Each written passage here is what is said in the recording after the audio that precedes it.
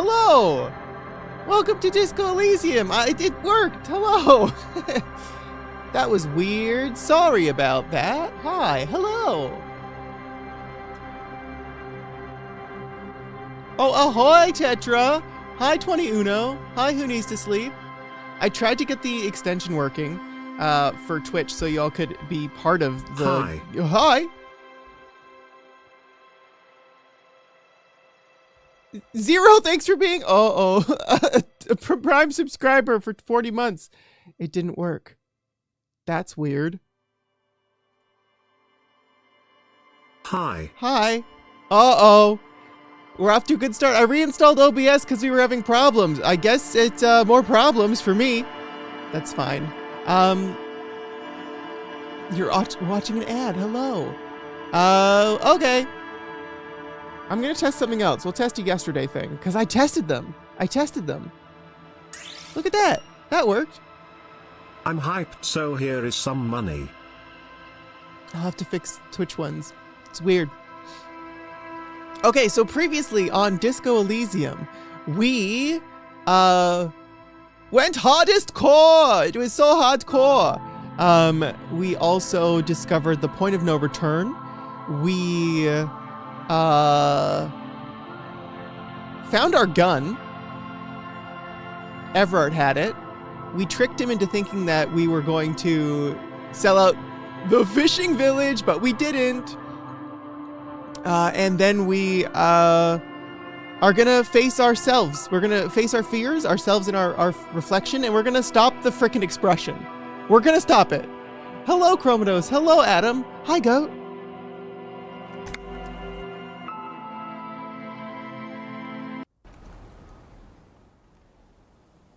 Yes, we kill time because we're making communism.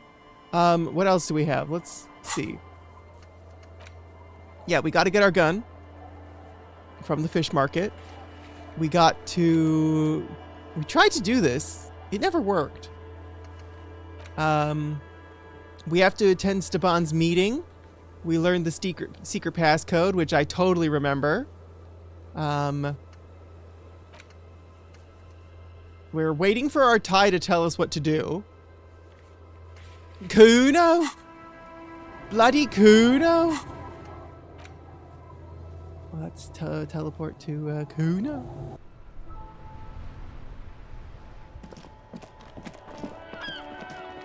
I forgot we were dressed like this. Really good, very good, looking good. Fuck does Kuno care? That's fair.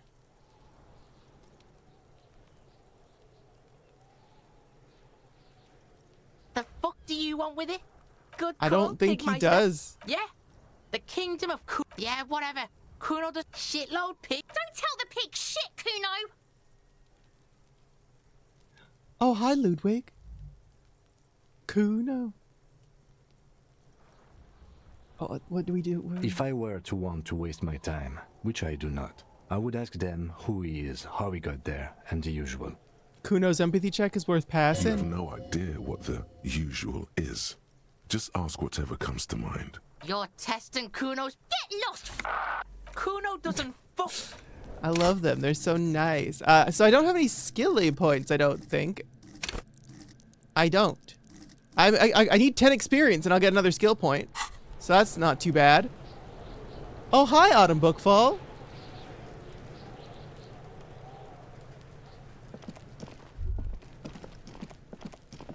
If I could get 10 experience, where would it be from? If I could get 10 experience, where would it... I could use the cigarettes. If I smoke the cigarettes, I'd probably get the experience for it.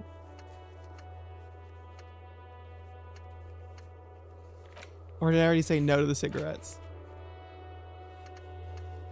Check the list and see what we have open. The novelty dice maker. Because I definitely have interfaced better. I got more interfacing for... I got more interfacing for dancing. So I'm gonna try to get rid of the expression. Or maybe shave my mutton chops. I don't know.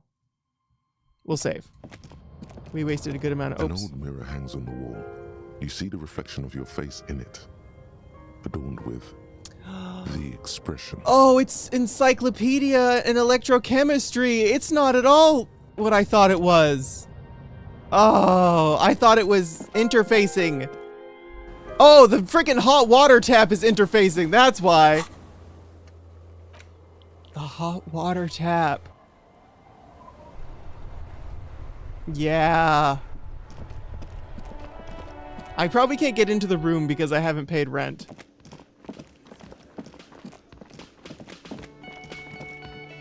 I thought like interfacing with your face.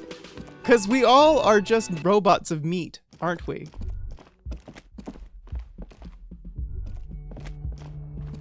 Oh, it's unlocked! I haven't even paid rent. This could also hurt our brain a mirror lot. Hangs on the bathroom wall. In it, Tool. your face Tool. adorned Hold on, I need with the expression. I need my tool. This tool.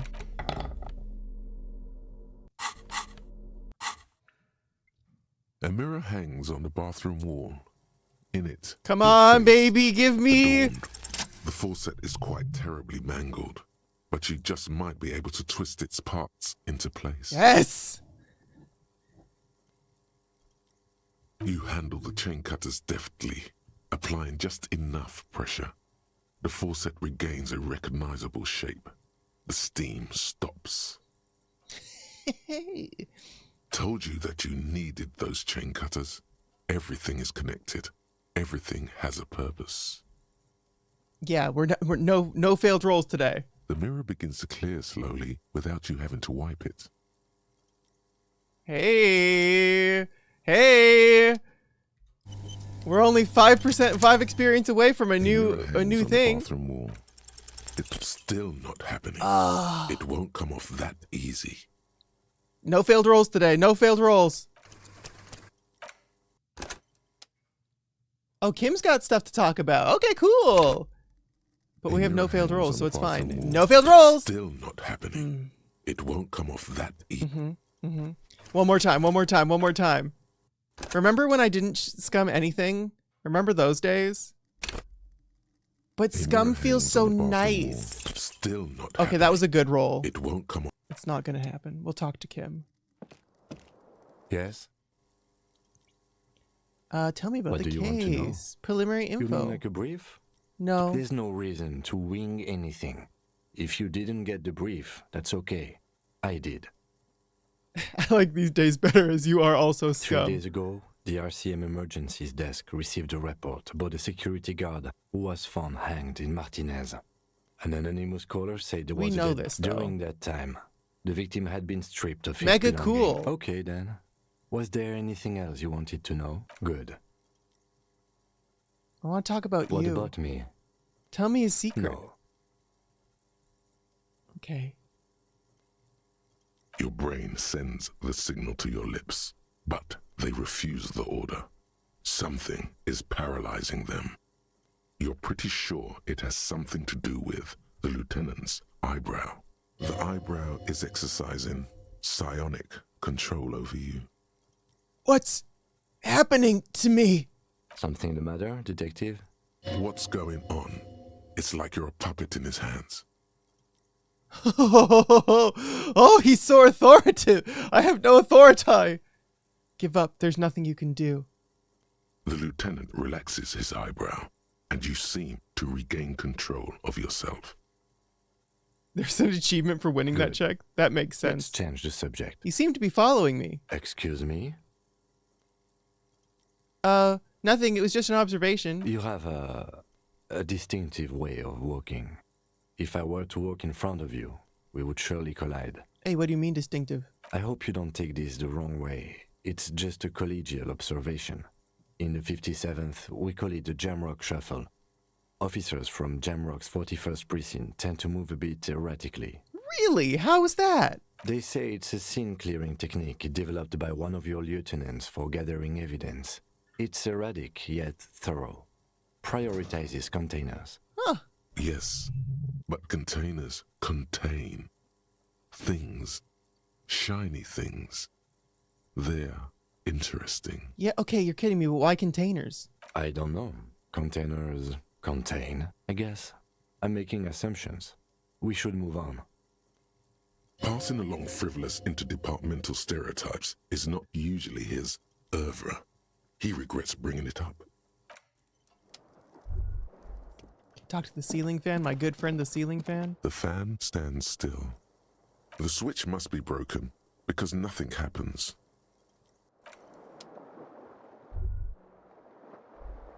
I just need 5 experience. Just 5. Where am I gonna get 5? For my brain? 4 hours. 4, 20 hours. Yeah, funny words. Nope.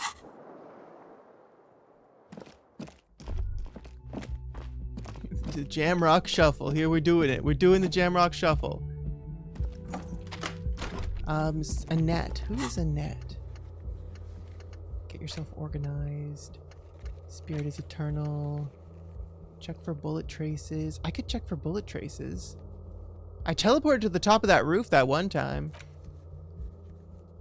Oh. Find the murder weapon. The victims.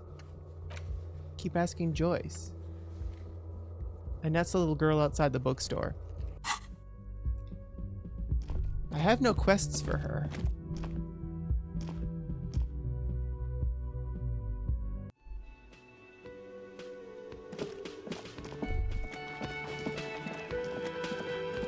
I can't believe my friends are gone and the cryptids aren't real.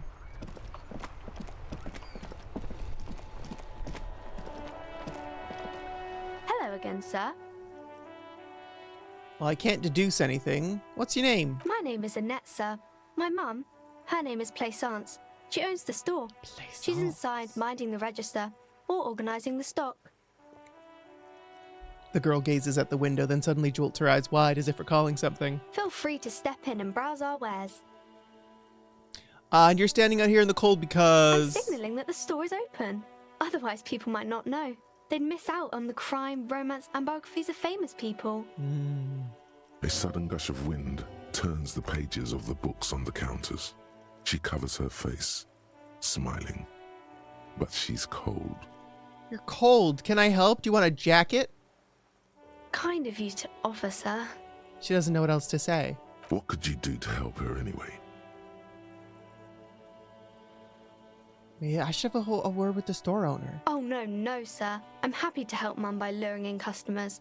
Besides, I have some hot juice in my vacuum bottle to keep warm. Hot juice! Hello again, sir. Let's deduce. Here we go!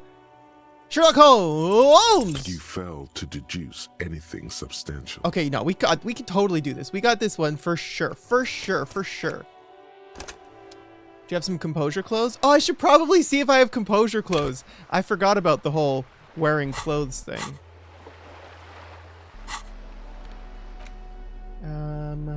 Composure, definitely not that or that. Conceptualization, logic, conceptualization.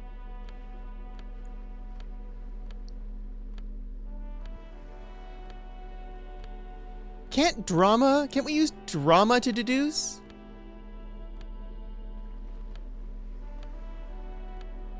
Composure! Composure!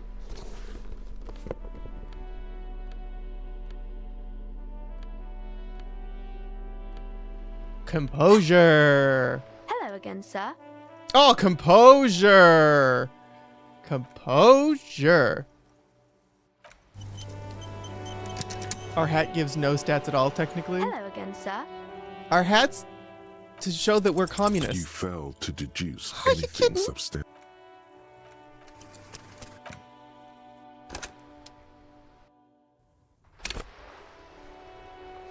Don't worry, I got this. This is going to give us so much The experience. girl keeps her hands folded, hidden. Why is that? Hey, why do you keep your hands folded? What do you mean, sir? She knows where this is going. You don't need to be worried. I'm here to help. She looks around anxiously. Her hands remain folded in front of her. She doesn't want to show them. Why? The lieutenant stands by, looking at the two of you with little interest. Why? A facade of true professionalism. He is far more intrigued by the situation than his poise reveals. It's okay. She brings out her reddened hands, her nails frayed, nearly chewed down to the flesh. I used to bite my nails. Like biting my fingers was a nervous tick I had for a while. I had to really work to get rid of it. And you knew this from me keeping my hands folded? It's super simple for a detective such as myself.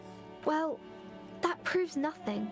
Anyone could do an easy deduction like that. Her eyes flash with defiance. She's not impressed. She actually is impressed. This is more like a defensive reflex. You want more? I bet I can figure out why you bite your nails. I got a few reasons in mind. She nods, half provocative, half enthusiastic. You're uptight because your mother and the pressure she's been putting on you. Maybe so, sir. Okay, I know it's a bad habit, and I shouldn't. Either way, another ace deduction by the #1 detective it was okay, in town. Sir. She's still got a rebellious streak. There's more that can be achieved here. Ask her to do the same. That was a masterclass move. Whatever, kid. I don't need to prove myself to you. Oh, you think so? Fine. Do better and to do something about me. You're quite sober. She snaps back quickly. The lieutenant does not flinch at the comment. He does not flinch even a single bit. He is intensely not flinching. It takes effort. And I'm having a grand time. I am also sad and my head hurts.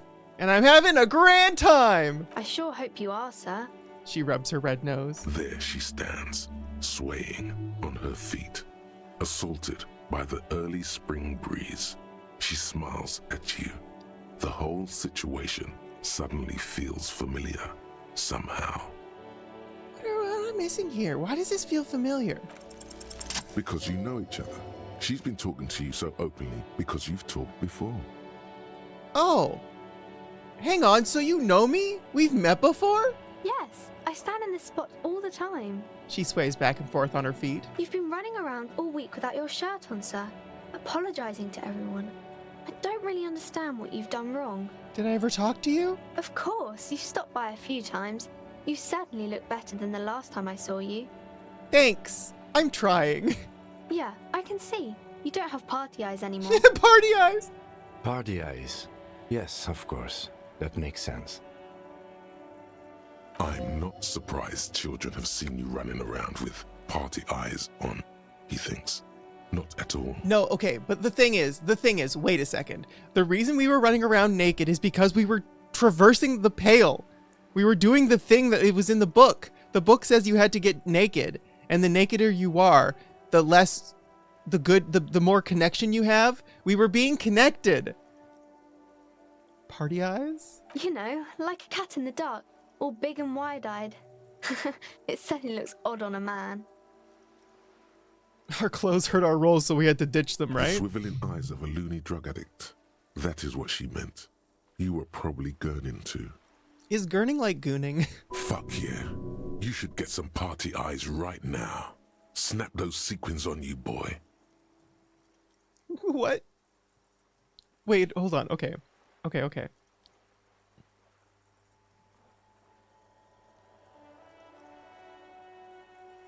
I don't want to talk about narcotics with a child. I just feel like that's inappropriate. Like, don't you think? But I also don't want to be like, yeah, fuck you, child. You dumb and you stupid.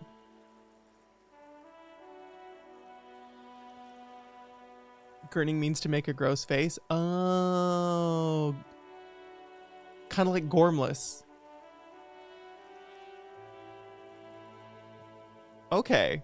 Oh, baby, that's not what you have to worry about. Worry about the important thing. Thanks. I've learned something about myself today. So why didn't you tell me you knew me to begin with? I didn't know I had to do that. Thanks. I really learned something about myself today. I'm glad I could help you, sir. Okay, bye. See you around. Shouldn't you be in school? I do my studies at home at the moment. I have to help Mum keep this place running. Isn't going to school more important than this? Mum says it's necessary to do both because it builds character. Mum says a proper worker is dutiful. That's how you get ahead in life. You succeed. Oh. There is stress and unease behind these words. She's reciting etiquette. I feel so sad for you. I feel so sad for you. Empathy. We need empathy for Kuno.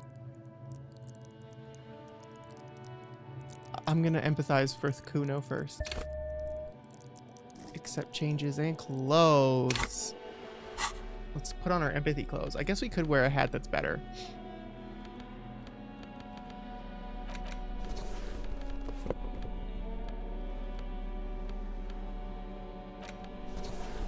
Empathy clothes. I think I wear them anyways. Empathy clothes. Like, the thing is, I don't want to wear my the hat that gives me logic. And I don't want to wear... You know what? Yeah, reaction speed. We don't need rhetoric. I don't even know what rhetoric is. Persuasion. Yeah. We're never going to need that when we talk to Kuno. We don't need to persuade him. We got knife cutters or whatever.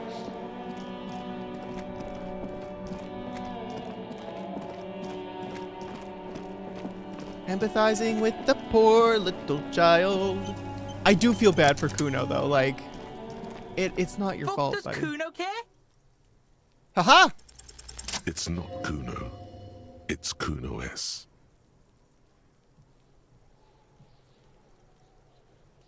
Oh. Whoa. Interesting. How? Kuno S is by far the worst of the two. Really? Kuno has no problem being near you, but the other hides behind the fence, afraid for her life, like she's done something very bad. She came up with that psychopathic scheme of screaming for help before. Kuno just wanted to talk to you about his name. Kuno S was the one who wound him up and directed him. What? Also, Kuno hasn't stopped talking to you, even enjoys it from time to time. When you talk to the other one, it's like talking to a cornered animal. She only hisses and says murder was the case that they gave her. She's Nia. She's just Nia. All in all, Kuno respects madness. You cannot hope to outdo her on that front. You must win yourself a few minutes with him alone. Try to separate them. Fuck you whispering about? He's whispering too. He's going with it. But watch what happens. Fuck you whispering about! If Kuno wants to whisper, he's gonna fucking whisper, okay? Let's whisper, pig. This is it. You've got him. But be careful. You can still fuck this up. Oh my... Don't make Kuno look bad in this. Oh my god, are we having to gaslight gatekeep girl boss this? Okay. What's up with her? She's terrifying. Crazy. Scary. Oh, hi, Eris. Oh, hi, Paulina. Oh, Eris, thank you for rating. It's an intense game. Hello, you donkeys. Hello, Rin. Hi. Ayo. We're gaslight gatekeep girl bossing this kid and his friend. Septasso. Crazy? You don't know the half of it. She's not crazy. She's insane. Dangerous. She's smoked a man. She's done people in. Probably even pigs. Oh, she's crazy. Stop talking to him! Kuno, I'm fucking warning you! You're gonna get us into shit! She understands what you're trying to do. Yo, see? Did Kuno not tell ya? Kuno told ya. Kuno talks to whoever he wants. Talk, pig. Kuno's got it under control. He hunches down again. You did it. They're separated. He's even turned his back to her so she can't read his lips. Oh my god, there's drama. Fuck. She can read lips. You should cup your mouth.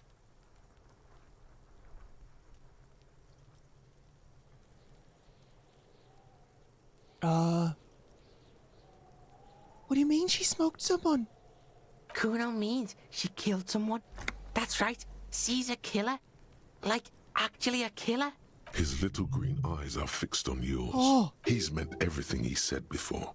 But right now, he not only means it, he is sincere.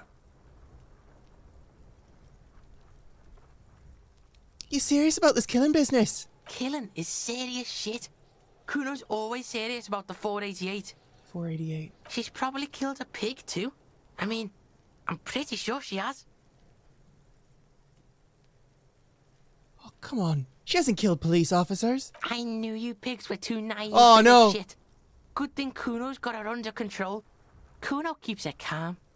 He feels the eyes on the back of her head and The stops. creature peers at you both from over the fence. There is something searching in her eyes. Fear. Ooh, fear. Thank you, Half-Light. You think she has anything to do with the dead man? Kuno wasn't around, and C was with Kuno. Told you this already. Where were you? Look, Kuno's gonna put you at ease. We didn't do it. Okay. He speaks the truth, my liege. He said she's insane. Yeah, she's psycho. None of that kiddie psycho. Cat burning shit. She does the real deal. Whoa. Yeah. What's the real deal? Snuff radio shit. Believe me, pig, you What? don't want to know. What's with the... what? Is she your sister? Fuck no, she's not me sister. She's just a stray who got in. Like a mad dog or some shit. Oh, hi, Ham Ham. Yeah, this game. Stray. Yeah, she was just there. He points at the apartment building behind the fence. What was that, Kuno? The little one twists her neck looking at the building. She was in the hallway. Dripping wet. By the fucking shoe rack. In the dark. Why was she dripping wet? Kuno's got no fucking idea. Her hair was all wet. I think she pissed on the floor too. She was there for 3 days, in the corner, every time Kuno went out. He said she got in. How? I don't know. Someone left the door open. Kuno comes home and she's sleeping under the desk, under a pile of clothes, like a dog. What about your parents? Kuno's dad doesn't give a shit. Doesn't even see her there. Or thinks it's fucking Kuno. Shit's all on Kuno. Aw. Kuno, Kuno S, two of a kind. So why is she called Kuno S? Cause she fucking looks like Kuno. You don't know her name? No one knows her name. Kuno told you, this shit was Psycho Killer. Holy. Holy! What's with the language? Fuck knows. She says it's the Song of Air People or some shit. Yeah, I feel that. What people? Crazy people. The fucking Nakis. I don't know. Some things are too awful to dwell on. The Nakis and Runkaris might be some kind of defense mechanism. So how are you dealing with all this, Kuno? How's Kuno dealing? Kuno's dealing just fine. He doesn't need you fucking with any of it. C doesn't either. Kuno's got this shit under control. Oh, God. I wish I got the freaking add-on working. It just won't. Because I want to know what you all think I should do. Because I feel like, one, if you tell someone they can't do something, absolutely, they're going to be like, no, I absolutely can do something. If this was, if you need backup, I'm here for you, then it's like, okay, door's open. Door's open, come on in. And this just was like, peace, bye. And I don't want to do that. Kuno appreciates trust, right? Okay, okay. Okay, yeah. If you need backup, I'm here for you. Yeah. Listen. C is Kuno's go-to. Kuno's protecting her. You fuck with C. You fuck with Kuno. You threaten her. You threaten to take her away. Yeah. This is what it all comes down to. He needs you to take him seriously now. Okay. I'm going to kill you. I'll run when you put the cuffs on her. Sneak up on you later and fuck you up. You understand? The boy looks you in the eye, black pupils trying to focus. He may not be able to do it, but he will try. Right now, he believes he will. Who are you kidding, kid? You can't take down a man several times your size. You'll end up dead. I feel like I can say I can respect that. You know? I can respect that. Because it feels like equals, and this one seems like his B. I can respect that. All right. Now we can do business. Haha! He's breathing heavily. That took something out of him. Busyness? Yeah?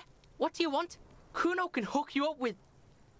He starts, no longer whispering. Oh, don't hook him up with shit, Kuno. See? Relax. He respects the Kuno. Kuno made him respect the Kuno. You respect the Kuno, you get all kinds of shit. Ho-ho! Kuno's gonna get you hooked on illegal narcotics. No, thank you. If you run a little errand for the Kuno. It's okay. Get you hooked, pig. Get his hook in you. Nope. Then Kuno gonna get you hooking for more. No. Cash in big style. Pig hooker. I mean, it's fine. That's right. Kuno's a candy store for pigs now. Get ready to be rewarded. I don't want illegal narcotics. Kuno! Yeah. Okay. Because he's not going to have any information for me. You know... The fuck about it? Have you seen anyone suspicious? Just a couple of pigs sniffing around in the dirt. That seems pretty fucking suspicious to Kuno. Yeah, you tell the faggoty, Kuno. Well, we've already discovered... Get lost, I'm not gonna get illegal narcotics. Do the drug errand? Okay. Kuno gets it from his dad. Kuno and his dad are major suppliers. That's where Kuno gets his lightning on. Problem is, Kuno and his dad had a little falling out. Now junkies clawing at Kuno's door. Streets going mad. Kuno's gotta throw his dirty popo man at it. Okay. Dirty popo man is you. Yeah. In there is Kuno's violent dad on steroids. Kuno's dad does steroids and speed. Wow. If you can take him, you can have half of the speed. Who is your dad, Kuno? Kuno's dad is a fucking monster. He's the most violent man in Revachol. He doesn't give a shit about a single thing. Okay. He drinks too. I've made up my mind and this is what's gonna happen. Okay. Kuno's listening. Ooh.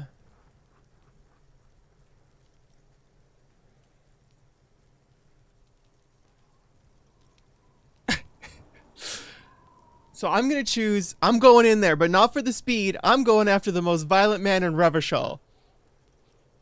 Cause I'm no narc.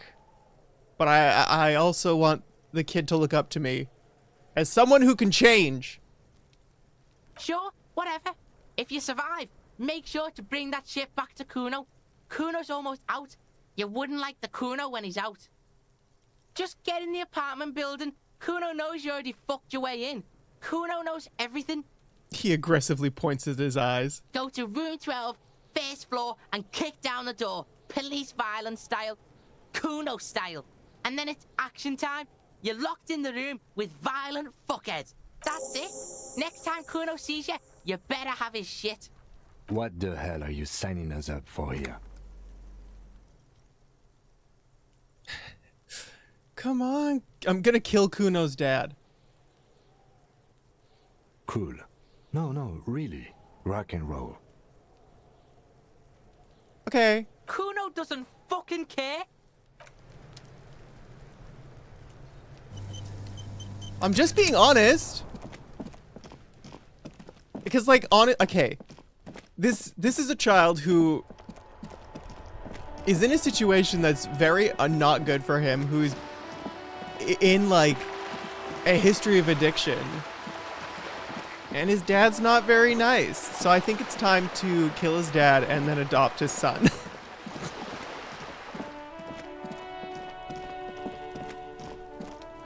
Oh god, you instantly game over for murdering a child. That makes a lot of sense, Zero.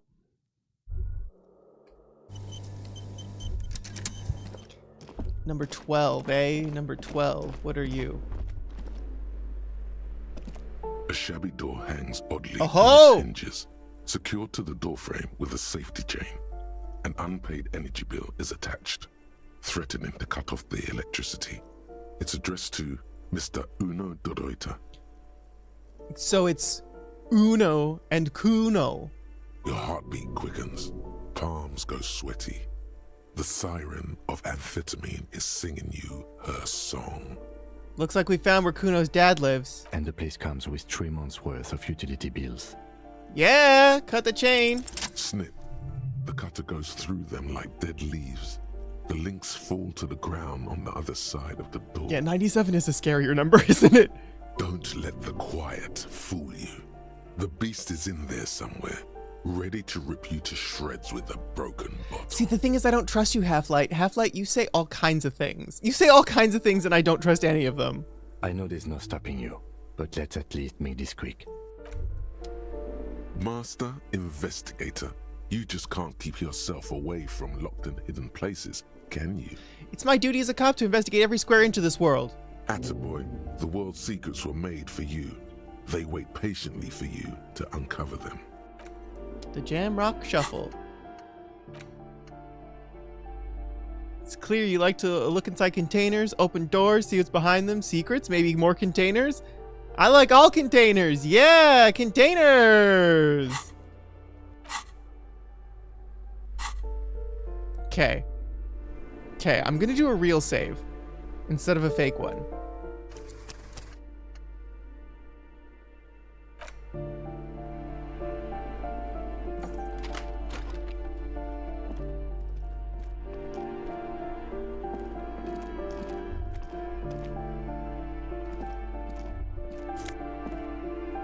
I took your dollar. What are you gonna do about it? Please don't hurt me. Kuno de Reuter has written an unfinished homework. It's from 2 years ago. Aww. Glossy erotica covers the walls, wrinkled from moisture. Aww. The air stinks with something sour. Regular black jeans. Composure. What pants am I currently wearing? What do they do? Reaction speed? A bundle of clothes heaped on the bed. A stained parka, some towels and a duvet. Some socks even. I hear him sleeping. In the dark, it looks like a nest. Hold up. Look at this pile of clothes. Mm-hmm. Slowly reach out your hand. Something underneath there is breathing. His real name is Kuno with a K-U-U, right? It doesn't give a shit that you're a cop. Stop your hand now, or you're gonna die. It's not too late. No one's going to blame you for backing out. You don't have to do this. Just get out. Reach out my hand towards the pile. Your hand touches a greasy duvet Yes. covered in cigarette burns and ketchup stains. You hear a growl. There is something alive underneath it. If I get eaten by a dog. It's deep, in suffering somehow. Pull it off. You see a 60-year-old, fat, red-headed man passed out from large amounts of alcohol and God knows what else. The smell of shit rises from his mouth. Good. You don't have to take him down. He's already down.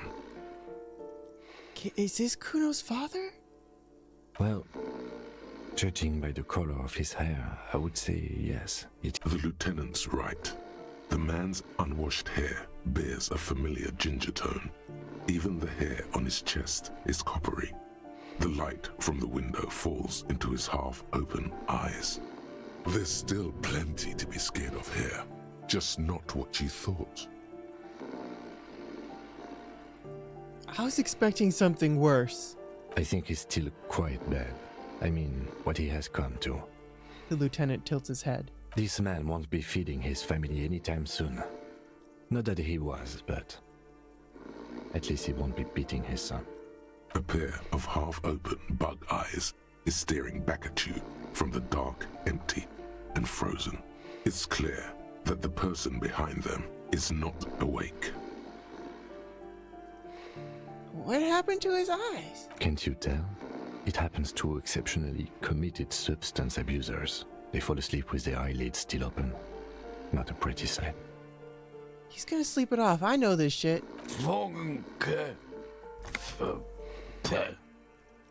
Suddenly, the man starts growling. 3 words manage to escape his mouth, along with a strong stench of alcohol. Look, he's trying to communicate. Figure out what he's trying to say! The man groans once again, but his tongue keeps failing him. It's impossible to make out the syllables.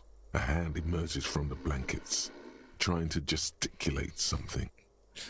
Thanks, Zero. I'm doing my best. And then it dawns upon you, clear and surreal. Yeah, the Koldamomadakwa is the best thing. Pigs, he says. He's trying to call you pigs.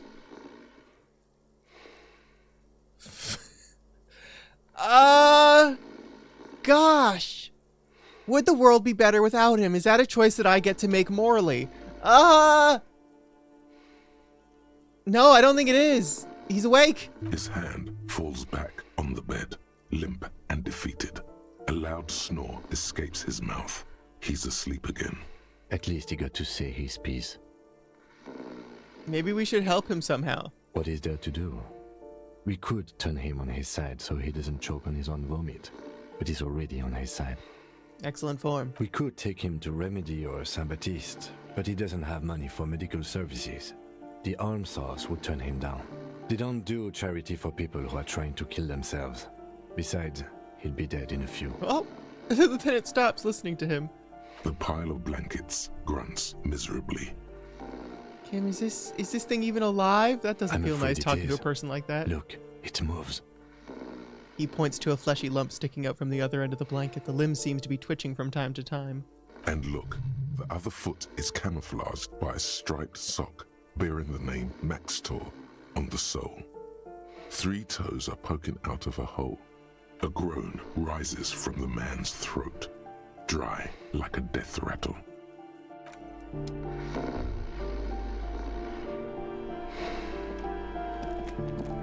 That's sad, but also, like, A phone book everything's lies sad. open on the table, covering a stack of utility bills. Right next to it, in plain sight, sits a small bottle of amphetamine, conveniently equipped with a straw. Lieutenant, I've located psychoactive substance on the table. Good. Confiscate it. The minuscule amount of amphetamine doesn't interest the lieutenant in the slightest. He listens instead to something in the other room. Take the speed from the table. You pocket the bottle as if it were the most natural thing in the world. Don't wait. Celebrate. Blast that shit right here. Oh. Take inventory of it once this boring table shit is done. Oh, silly. Silly. Okay, so we didn't kill his dad. I gotta find out who killed my dad.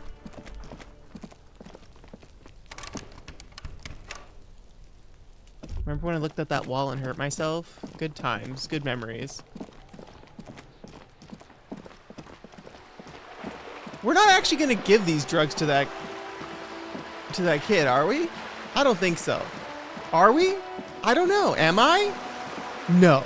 Am I? No. That's up to you. Oh, Kuno. You can if you want. I mean, I'm no better than his dad if I do that, though. Oh, shoot. Fuck does Kuno care? I took care of the drug situation. Alright, so you got Kuno's kilo. Here is how we do it. First, you give Kuno Kuno's kilo, then Kuno gives you half back. That's how we split it. It's the best way. Street way. Aren't you gonna find out how I got past your dad? Word on the street is, you sent your little friend in dressed as a hooker, distraction style. I need That's the some art. sick shit. Not a single muscle moves on the lieutenant's face. Kim, you are the best.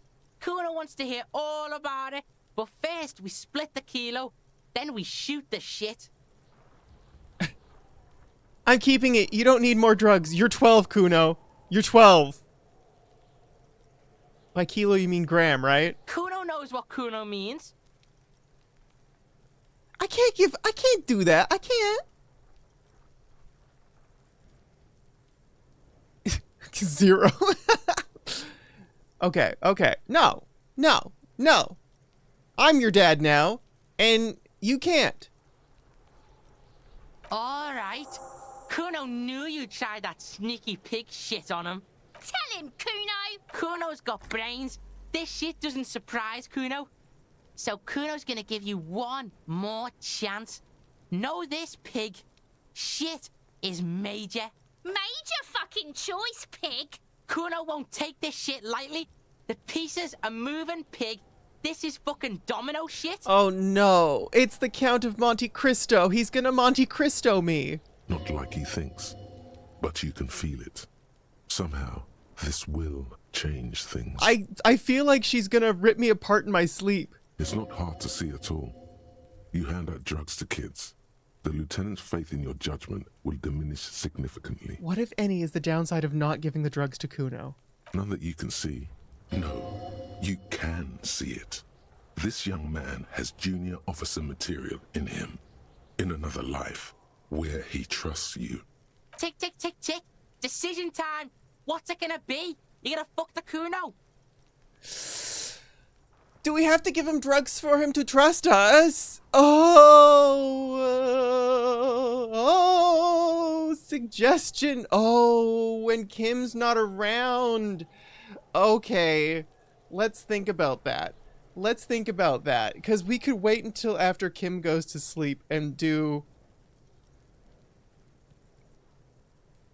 Oh, but it's too late. I've already started it. Oh, okay.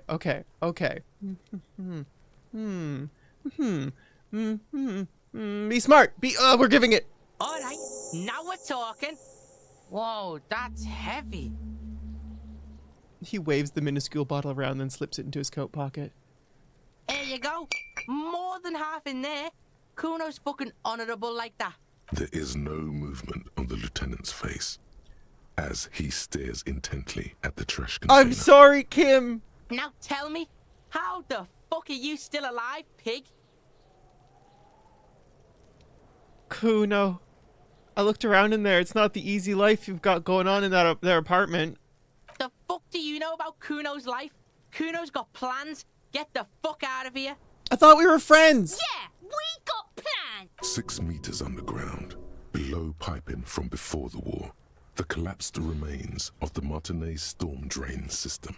There are 2 stolen flashlights with piles of batteries next to them, beside 2 bedrolls, in the dark and opening into the lower tunnels. Kuno, I met your dad. It's part of the long con, right? We need to get him to trust us before we can get him to go to rehab. I met your dad, Kuno. Yeah, you do some sambo shit, sneak in. Is the hooker thing real?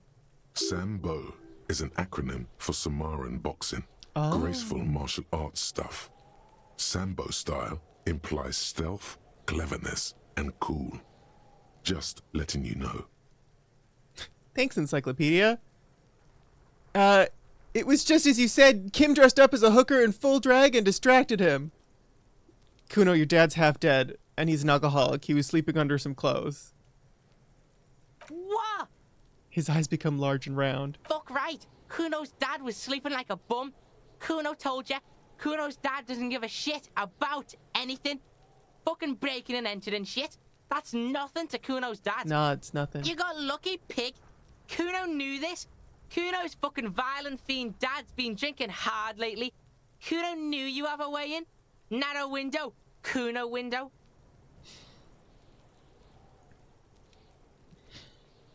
You don't have to be scared of him anymore. You're okay.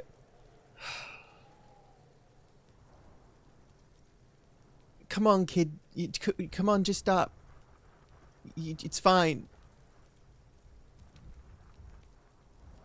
I feel so bad for you, child. What are you trying to do?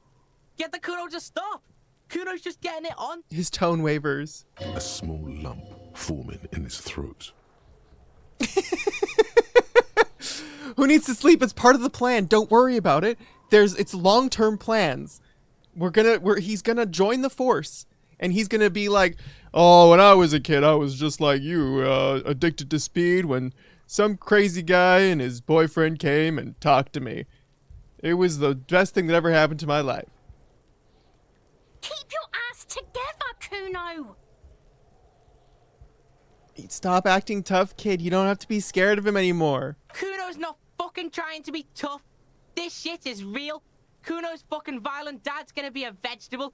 Kuno knows that shit. Stroke shit. Stomach fucked up, and Kuno's gonna go out like that too. No. Gonna be just like Kuno's violent dad. Speed shit, crime shit, fucking on the bed.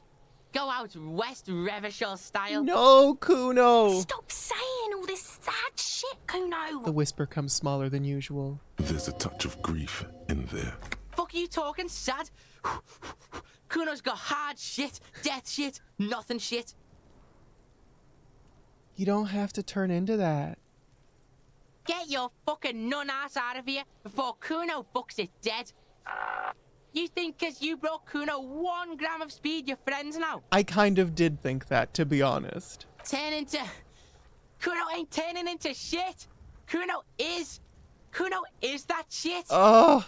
If he doesn't stop soon, he's going to collapse from exhaustion. He's red all over. Kuno won! Oh, you won, Kuno! The relief is palpable. The little hat jumps up and down from behind the fence. He did not win. There is a crack in there now, and it's spreading across the face of his certainty. There is a textbook, Kuno. A textbook with your name on it. Yeah, so fucking what? It says Kuno, not Kuno. Kuno de Reuter.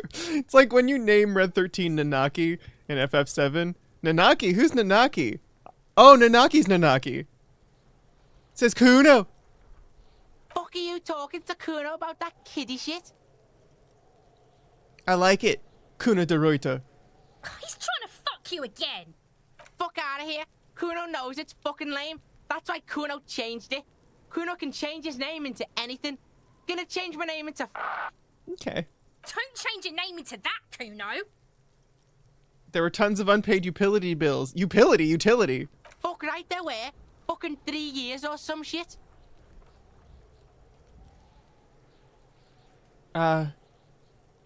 That's no place to live in. You have to find somewhere. That's right. It's a shithole. Kuno's gonna move underground. Leroy shit. Ancient shit.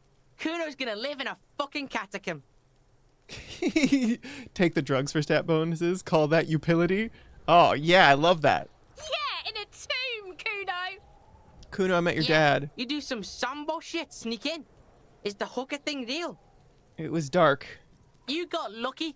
Kuno's dad was out getting more drink. The fuck? Yeah. 6 meters underground. Ugh. Below piping from before. I met your dad. Yeah, I do killed some your dad. sambo- What is this shit? He's fucked up on roids to drink more. You can't kill him. Kuno's dad says he'll die by his own hand. Die suicide style. In his mind, his father isn't vulnerable the way other mortals are. It was just as you said. Kim dressed up. The lieutenant flashes you a sharp look, but doesn't say anything. Fuck out of here. Kuno made that shit up to demean you. He looks at the lieutenant, then the roaring dragon on your robe, scratching the back of his head, and he says, Look, pigs. Kuno gets it. You don't want to talk about it. Close quarters combat shit. Kuno doesn't want to talk about it either. Combat trauma shit.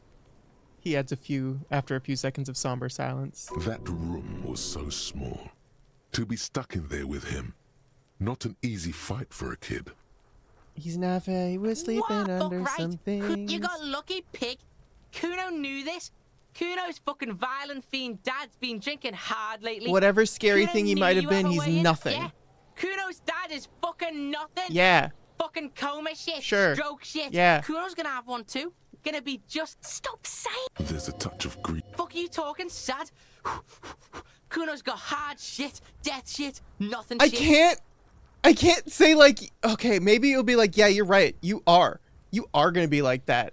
Because I definitely have seen in shows where it's like someone is feeling dramatic and then another person like plays into their drama, you know, where they're like, yeah, you're right. Absolutely. Let me put on the opera for you and you can just feel all your wallowy feelings and sometimes that snaps people out of it. So maybe that'll work this time.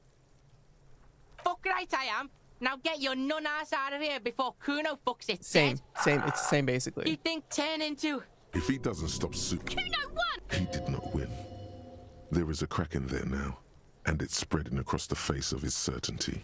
Yeah, I kind of thought there'd be more, though. Okay, let's conclude. Yeah, pig, this shit is done.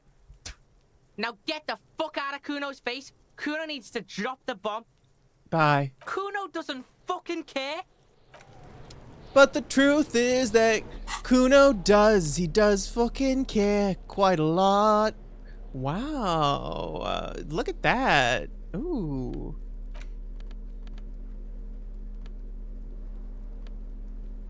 Oh, these glasses, though? I got my drama glasses. I got my empathy glasses on for seeing empathy.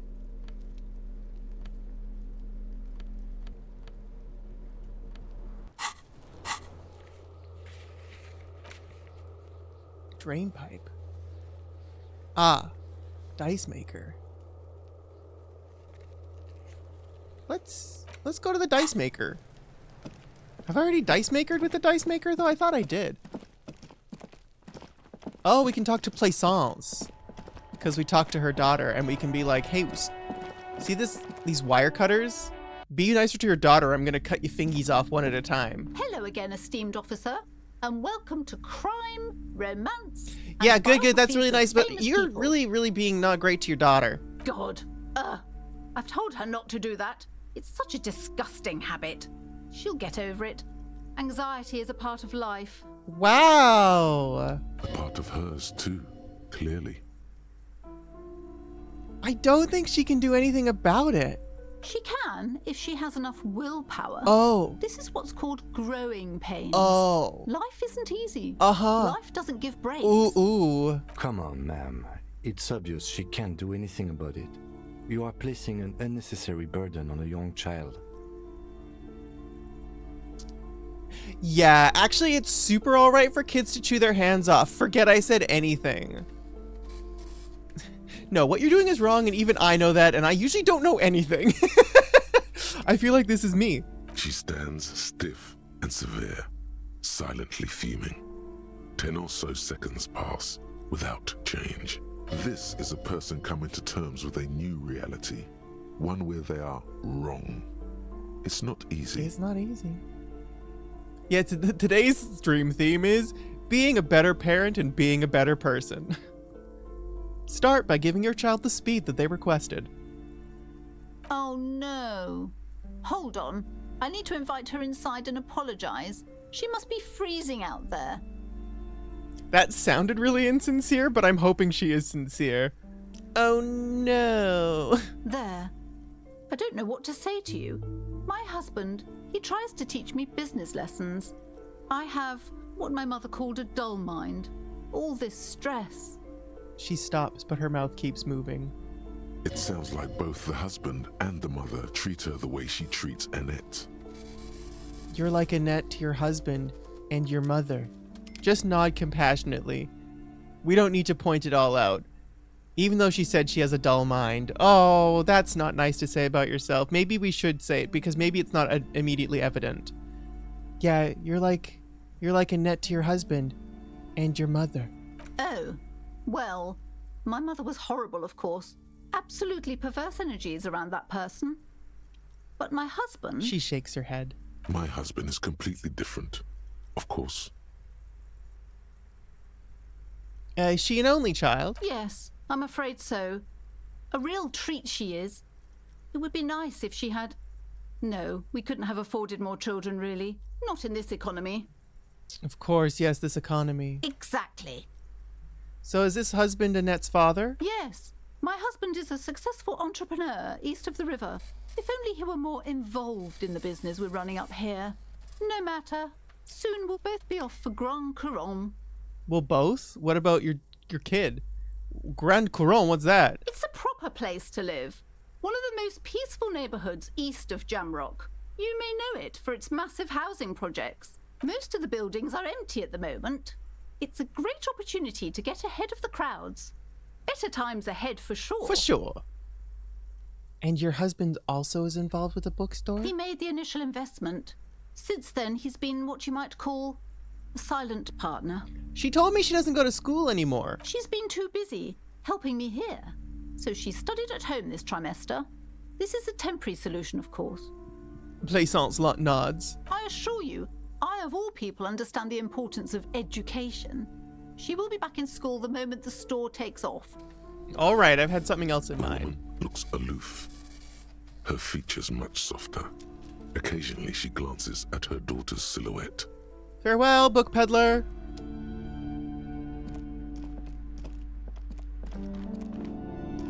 I'm sorry, sir. I can't talk right now. I'm very busy with my homework. I have so much homework now. You just can't win. What are you doing? Math. It's really difficult. Like, really. They say you need it to get rich. Better than standing outside in the cold, I guess. Oh, I found something while you were away. What is it? I thought this would fit you.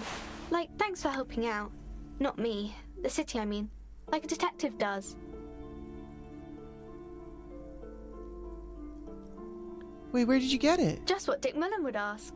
I got it from behind the curtains. I'm not really supposed to go there. A detective hat? Yes, just like the one Dick Mullen wears all the time. You'll look way more serious with that. Right, I have to get back to my homework now, before Mum notices. Man, this is hard. She looks back at the infernal scribblings under her nose. Oh, we got a hat that makes us look... Ooh. Yes, Encyclopedia +1. Y'all may not like it, but this is what peak performance looks like. Hold on, I got black jeans. Composure, what are these? Reaction speed? Yo, we're kind of digging it though. What about when we wear these talls? Ooh, the tall boots! But we want empathy shoes. We like being empathetic here. Regular pathetic and empathetic. So we could get books and read some books? What books are here? Shelves filled to the brim with crime novels. What's this crime fiction? Crime, robberies, murders, even sexual crimes. We're fortunate to have Dick Mullen and his stories to sort all that out. She's a good kill. Annette's a good kill? A good kid. She's a good kid. Sorry. I see, it says that when Jordan bans someone, I don't know if it's true, but my brain went kill. A good kill. You're a police officer, apparently. Look Crime through. fiction is a disgrace. These books greatly overstate the excitement. Furthermore, they have no idea how hard it is to simply remove a body from a tree. What's more, they completely ignore the psychological hardships of year after year coming into contact with people during the worst days of their lives. Not a single mention of all the stress this work creates upon the officer's family. Detective fiction just doesn't tell the truth at all. Now, would you like a list of all the books found on the shelf? Sure. You see Dick Mullen on the job. Get Me Mullen. The Stalwart Adventures of Richard P. Mullen. Dick Mullen and the Murder in the Orchard. The Sordid Affair of Dick Mullen. A killing is declared. Dick Mullen in the Murder House. The Final Case of Dick Mullen. An Obvious Lie. I have to get this. Dick Mullen in the Clock Tower. The Ordeals of Dick Mullen. Hello. Dauntless Dick. Dick Mullen's Funeral Pyre. The Murder of Dick Mullen.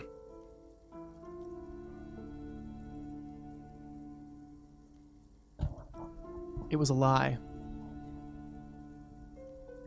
So Dick Mullen is this timeline's Ernest. Dauntless Dick was your nickname in high school? Dick Mullen dies? Oh no. Turns out he faked it to solve the case. Okay, are there more? Yes. There's also the dame who did it. Farewell, my Mullen. Faking death seems to be a common trope in the Mullen series. The morbid tales of Dick Mullen. A dark tide turns. Tragedy calls for Dick Mullen. Another one with fake death. And, of course, Dick Mullen, the murderer. In order to catch a murderer, Dick Mullen must become the murderer. That's what I'm saying. In order to get the kids off of drugs, we have to give them drugs. Come on. This is not the way real police solve crimes. Yes, they do. The real police are some 20 kilometers away, sitting in an armored motor carriage. come on, Chester. Tell the story again. Oh, we're learning about our friends. A bald man turns towards a lean man and pats him on the back. Again? Man, I tell that one at least once a month. It's not that interesting. Chester replies. The fuck it is. And these guys haven't heard it. You see, Chester here. He pokes his finger at the lean man. Chester faked his own death once. Gosh, why? One civilian looks on amazed. The bald man bellows a reply. A very fucking dangerous case, ain't that right, Chester? They almost got you that time. Yeah, sure came close. Alright, so I was tailing this guy called Francis the Shoe. Inside of the motor carriage is thick with cigarette smoke. Outside it starts to rain. After all this, you still haven't found the answer to the one question that matters. Who is Dick Mullen? Dick Mullen is all of us. Every one of us is Dick Mullen. Hold on. I hope that wasn't a one-time thing. Shelves Good. filled to the brim with crime novels. Your attempt to grasp at the No, Dick Mullen is everyone. I know it. I know it, and I want everyone else to know it too. Shelves filled to the brim. Your quick eye notices a small caterpillar crawling across the spine of a book. Here we go. The title reads, Dick Mullen and the Mistaken Identity. What do we have here? Mistaken identity. Right, the real Dick Mullen is the friends we made along the way. A worn paperback from Dick Mullen's classic hard-boiled phase. The premise seems to be that Dick Mullen is framed for the murder of his best friend and has just a few days to prove his innocence. Why does this speak to me? Could it be the motifs of unstable identities and shocking betrayals? No. It's gotta be something else. Perhaps you're drawn to the dark and noirish atmosphere. No, that's not it either. Is it because the smoking dame in the slinky red dress on the cover is giving you a hard-on? What? No, that's not what's happening. Yes, it is.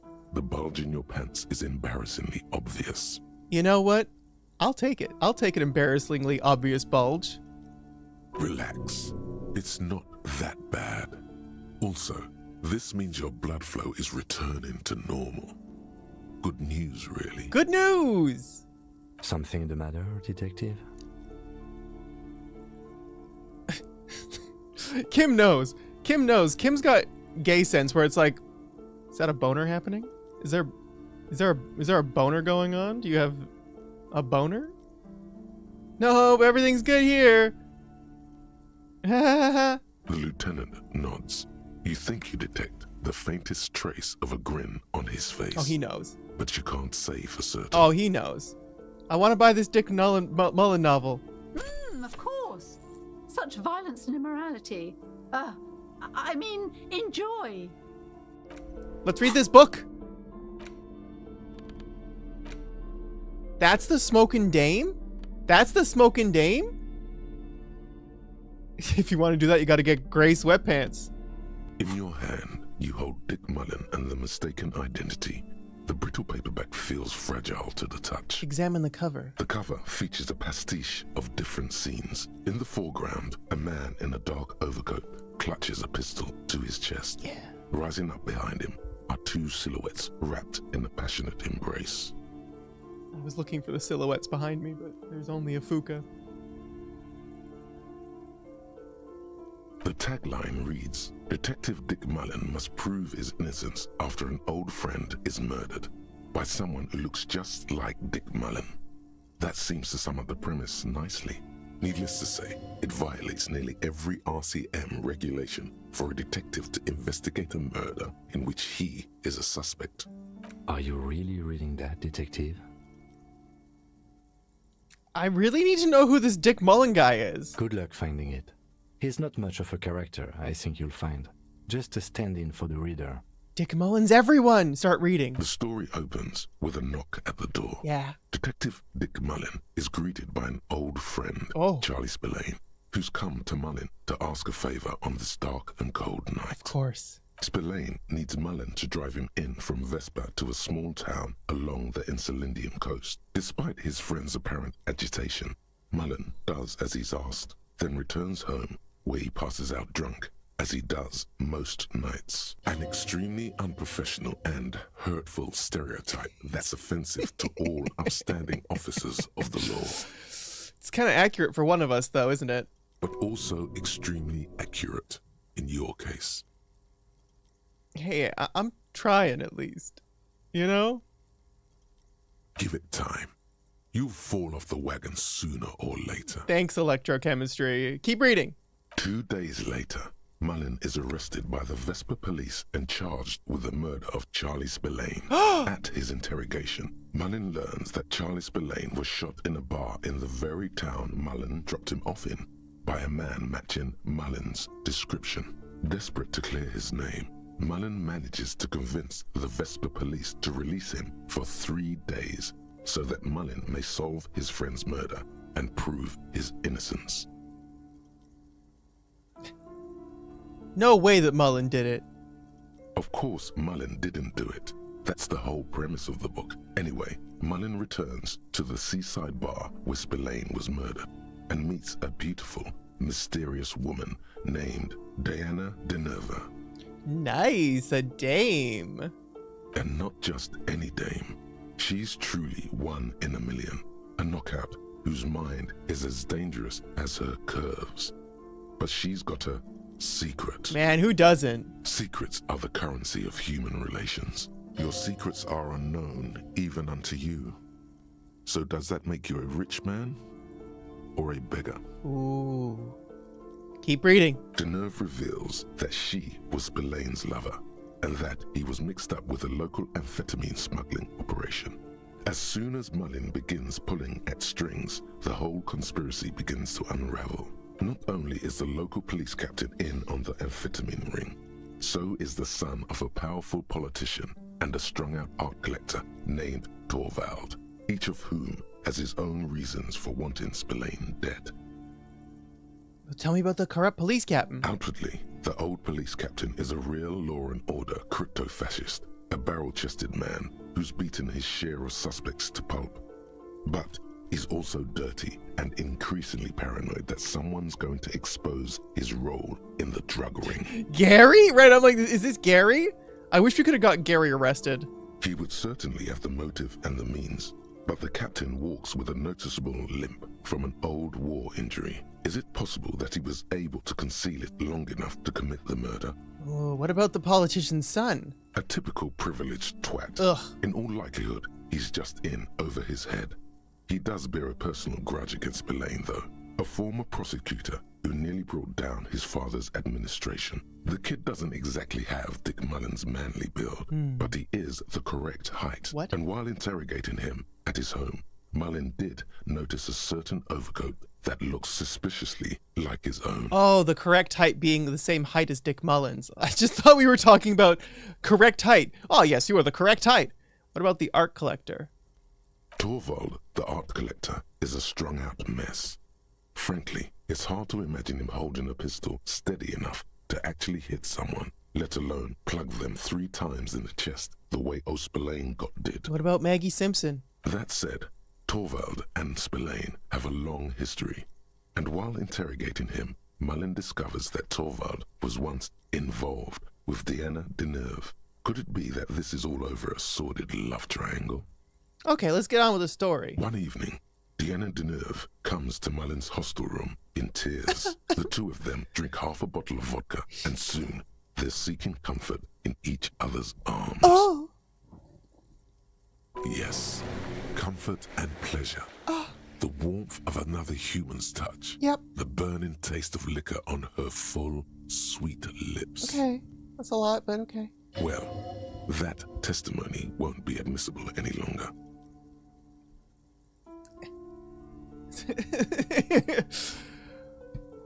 Gosh, like the thing is, we could nice, freaking nice. Hell yeah, get it, Mullen.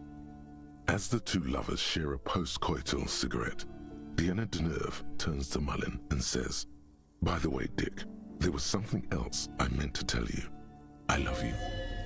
Whoa! The name of the true killer. Whatever it is, Mullen never hears the words. A blow to the base of his skull knocks him out cold instantly. Fuck. When Mullen comes to, Deneuve is dead on the hostel bed next to him. To make matters worse, his clothes are covered with her blood. Double fuck. Mullen trashes his blood-stained clothes and flees the hostel, knowing it's only a matter of hours before the cops discover Deneuve's body, if they haven't been tipped off already. Fleeing a crime scene, destroying evidence. Even if Detective Mullen didn't commit the murder, he should be facing years behind bars. The heat is on. If Dick Mullen can't solve both murders before the cops catch up to him, he's going away for life. He's never gonna solve both murders. He couldn't. Can you solve the case before the cops close in? Wait, I've got some questions first. What is it, Detective?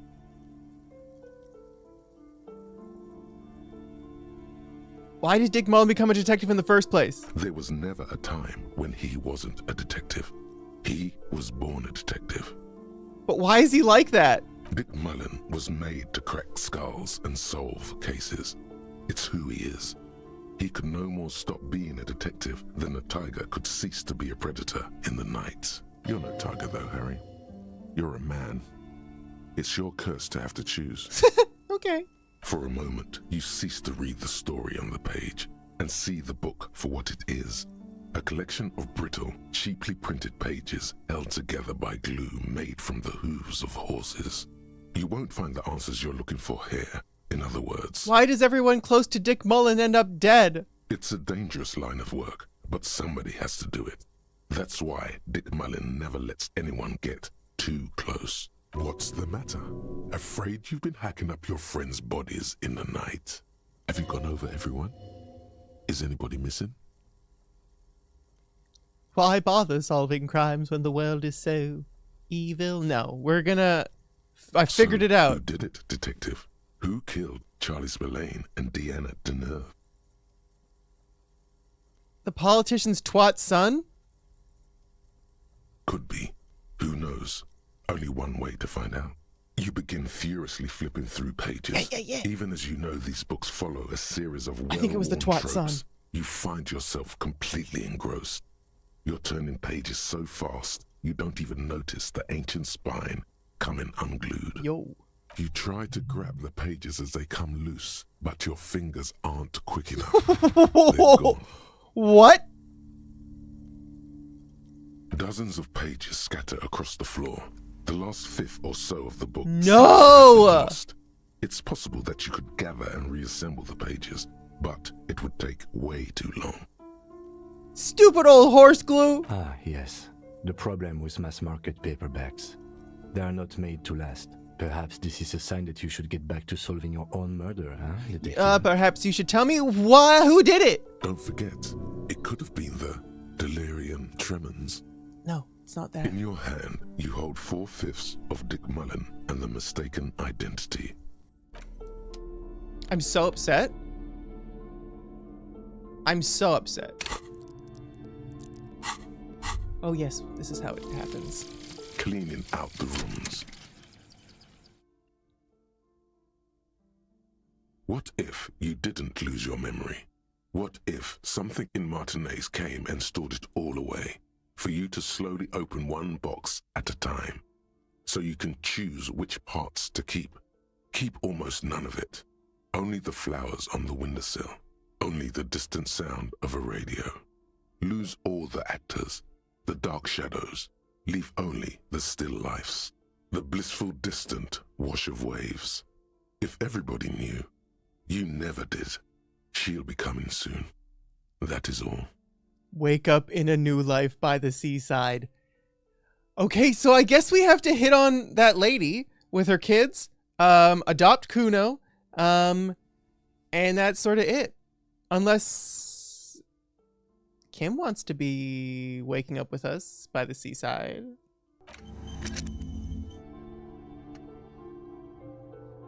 Those are good bonuses, though. We have to hit on that lady with the kids, you know. We're almost done this. And this. Oh, gosh, we're learning everything. Okay. Well, let's see what other books there are. There. No. Shelves full of I missed it. Come back. There it is. Everyone knows the most interesting thing about fascists was their magic. What? Shelves full of biographies of famous people, whoever they are. Anything of note here? I would say The Greatest Innocence. Yes, most certainly. It's an important educational tool delving into the depths of history, religion, and their relation to innocentic power. Like the lady from the church. A very influential historical figure. But surely I don't have to tell you that. You're a law officer, and law officers have at least some education. The book is also very daring. The author aims to re-examine the universal understandings of the innocentic system, creating a fresh vantage point and a shift in the tired order of things. I thought it was about which of the... I thought it was about which of these innocents... I thought it was about which of these innocents is the coolest and greatest. Perhaps for a layman, deep analysis is necessary to peel back the multi-layered meanings.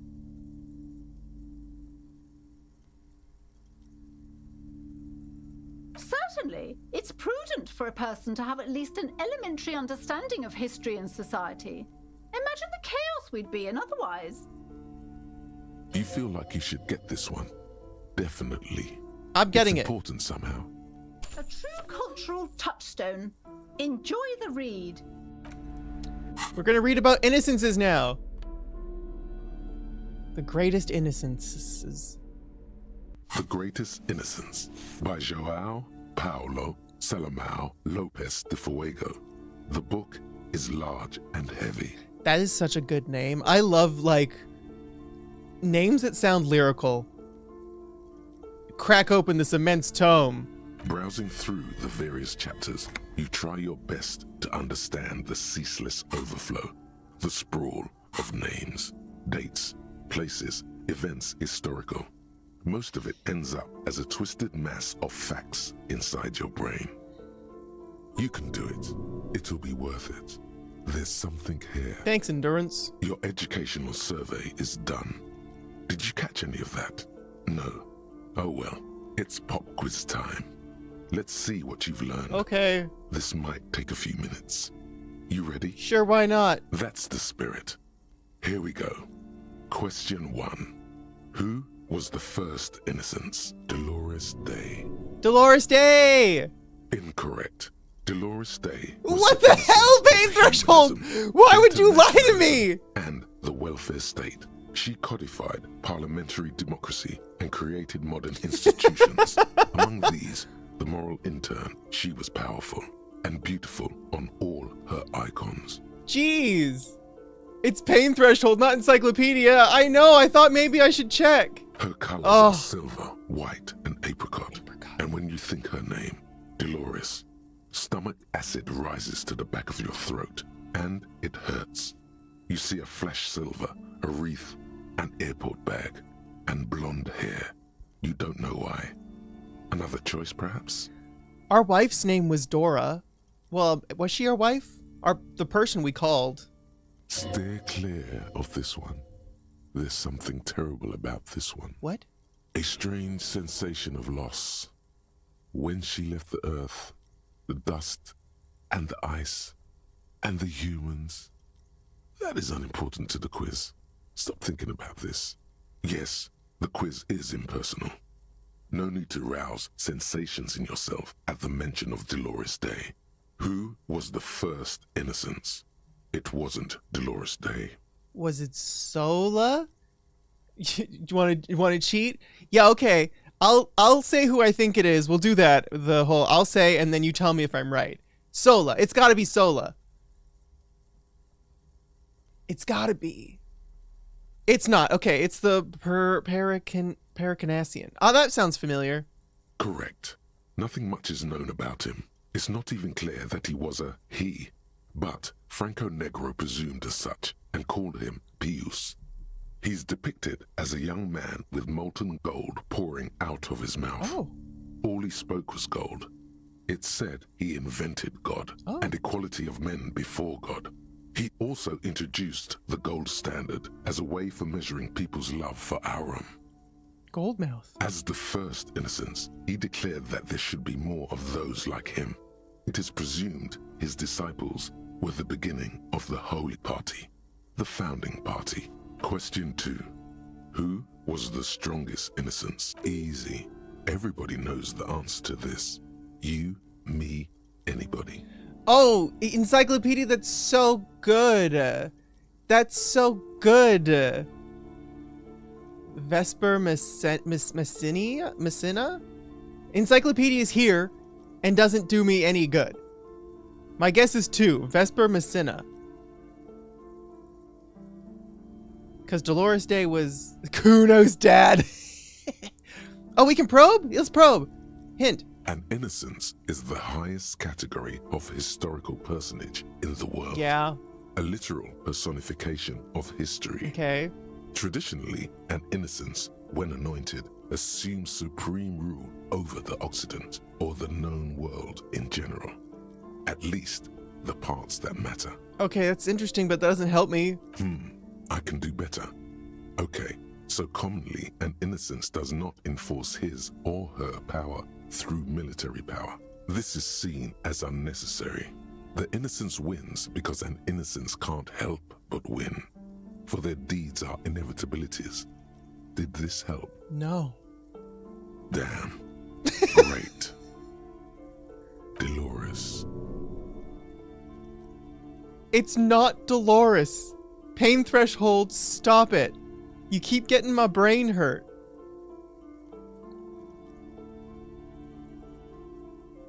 I'm gonna say Vesper. Pain has a problem. Pain wants to feel. Oh, it's Franco. Correct. Named the innocence of militarism, he codified hereditary rule, but at the same time ended serfdom and established the Inter-Isolari Real as the global reserve currency. He also established the concept of the nation. Franco Negro attempted to solve the rising tensions between the aristocracy and bourgeoisie by building a unified society in which every man has a place and a mission, but at the same time may rise to nobility provided on the strength of his virtue. That sounds like capitalism. Question 3. Who was the false innocence? How about some hints? Yes, there exists a group called the Founding Party, known as the Holy Party, during the time of the Pericarnacian. Okay. This, the world's oldest international organization, spends its time in search of either the re-emergence of the innocents or new members. Sigh externally. There seems to be a mix-up with the sources. It's not my fault. At least it clearly wasn't Dolores Day. She wouldn't be false. She's beautiful. That makes me want to pick Dolores. Because Pain Threshold said no. I'm picking Dolores. Because she was killed. Because people thought she was false. Number 2? Ah, number 2. Erno. Correct. Thank you. There have been a number of counter or false innocences. Some assumed to have innocentic qualities. Some who just thought so themselves. Occasionally, they have the support of a faction inside the ecclesiastic organization, and accusations of foul play have arisen. The most famous and important of these was Ernau Pasternak. He was into torture, despotism, hymns, cannons, and world conquest, but got defeated and humiliated by Stepan the Despicable of Kedra. Oh. Final stretch. You've come so far and learned so much. This is the most important one. Question 4. Who was the greatest innocence? The most important of them all. The most precious to humankind. This is Dolores. Dolores is the most precious, the most best. Am I Pain Threshold now? Is that who I am? Let's... Correct. Obvious. It's Dolores. Correct. The Mesk might see Franco Negro as the father of nations, but as of this century, there's been a great shift in attitude. Dolores Day has become widely regarded as the greatest innocence, a most radical change to the whole fabric of the world. Everything from inter-esolary travel to the connected world to 3 consecutive scientific revolutions can be traced back to her. Every decade that passes, she seems less human somehow, and more beautiful, and more beautiful, and more beautiful. Thanks, Pain Threshold. Congratulations on finishing the test. The results and your subsequent grade have been calculated. You get a B. Yay! Good enough. Everyone misses a few from time to time. A B! You would have done better if you just dialed the Dolores Day down a bit. Yeah, good enough. Take that, you book. Huh? Take what? I put this book in its place. That's what I'm so goddamn smart. Uh-huh. The lieutenant looks at you with his usual lithic mask of a face. You are really just talking to yourself. It is quite silly. It is quite silly. Man, something's weird about this book. You should do something fun instead. Rock out. Forget about it. Put the book away. Wait, can I crack it open Browsing again? through, you can do it. It'll be worth it. Your educational survey is done. Did you catch any of that? No. I'll do better this time. Oh, it seems rather unfair to try again after you already know the answer. Correct. As the question 2, easy. Everybody knows the answer. Correct. Franco Neck. Question 3. Who? Correct. The most final stretch. Correct. The Mesk. Everything from inter-esolary travel to the and more beautiful. Congratulations on finishing the test again. The results and your subsequent grade have been calculated. You get an A. All correct. Impressive. Oddly so. Not when you know all the answers. You really navigated some treacherous waters here. Well done. Still got it, book. The lieutenant is doing his best to ignore your behavior. Yeah, sure. It's so much easier once you know the answers, right? Put the book away. Okay, let's learn about our brain. Motorway south. The lone vector stretches in your mind's eye into the wild pale yonder for an unimaginable distance, forgetting, until you can no longer remember anything. No cities, no mountains, no oceans, and finally, no vector. Nothing remains. A blank space with no point of reference, where only one type of motion is possible. The motion of a human throat swallowing, and then it comes to you. To reach the end of the motorway south is to be unborn. You've had this thought before, while aimlessly wandering the streets of Jamrock. A lost piece of the man you were. A dark hope. All intellect white checks. And an inland empire. For the wasteland of reality. Yes! Double! That person got melted. Congrats, you're sober. Ooh! It will take a while for your body to remember how to metabolize anything that isn't sugar from alcohol. So you're going to be pretty ravenous soon. Eat plenty. You can expect your coordination and balance to improve in a couple of weeks. In 2 months, you might start sleeping like a normal person. Full recovery will take years though. It'll be depressing. And it'll be boring. Yep. Don't expect any further rewards or hand claps. This is how normal people are all the time. So this one isn't great. We lost a lot of things. But you know what? It's part of recovery. And recovery is hard. +1 psyche. What does that mean? Just in general?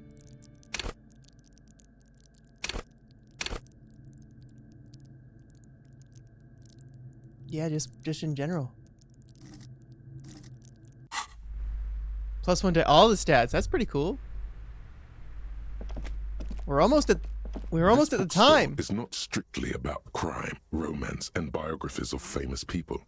For There's communism, also a I mean. wide Time for range of communism. Paranatural literature. Indeed. Something about that book does seem to have spoken to you. Well, I hope it contains what you're looking for. Let's read about the Pale. Medicinal purposes of the Pale. Medicinal purposes of the Pale. I just said that. The cover of this heavy tome features a number of esoteric symbols. Flipping through the book, you find a number of sections on the general benefits of the Pale. A large pharmacopoeia makes up nearly half of the book. What's a pharmacopoeia? You come across the following explanation.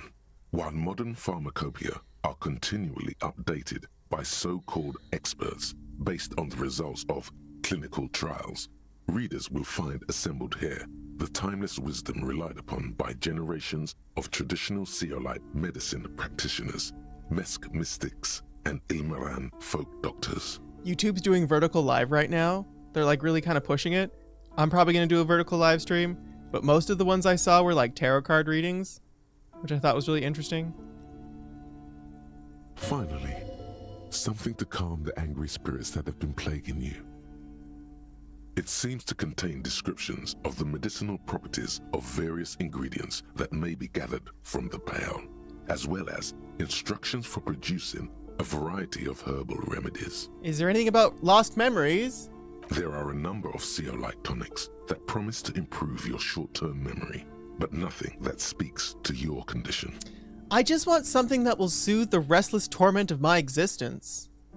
What you're describing is booze. You don't need any herbs for that. Anything about curing an apocalyptic hangover?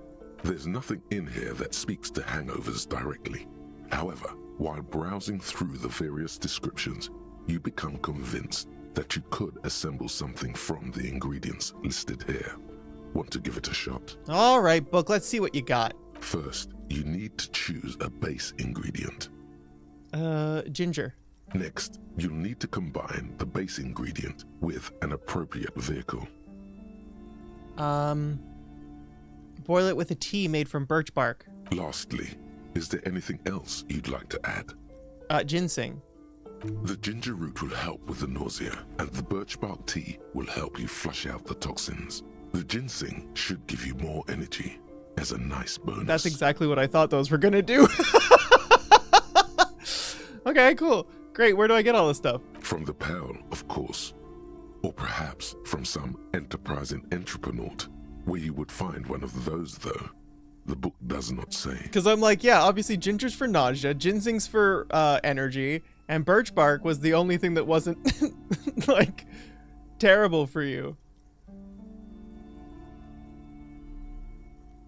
Put the book away. Do I have a quest for that?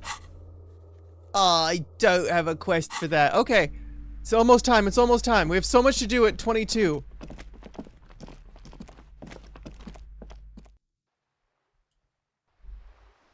Teleport to the map. Fisherman travel. Oh, the hats. Yes, yes.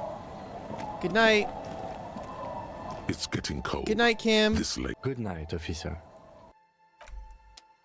Just kidding. Just kidding. We wear the hat. We wear peacoat. Oh my god. Oh my god. Doo doo boo doo doo doo boo. We look good.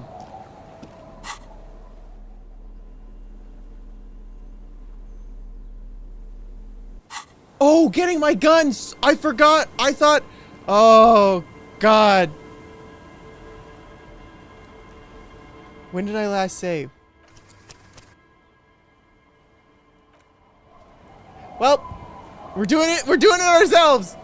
I made a mistake. I forgot. I just remembered that we didn't want him around. I was like, yeah, we don't want him around for some reason. I'll do a save game on a different thing. What are the stats of these? Empathy? Encyclopedia? Okay, yeah, I like empathy. It's not drama, but... We need to talk to Plaisance. Oh, I gotta talk to Plaisance. It's getting too late to talk to Plaisance.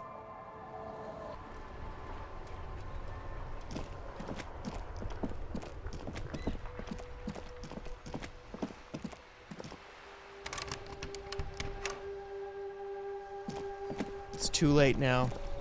We've done, it's done too late. Confront the pigs. Get myself spirit. Determine where the shot's Saturday night. Okay, well, let's go talk to her. We have like 4 minutes.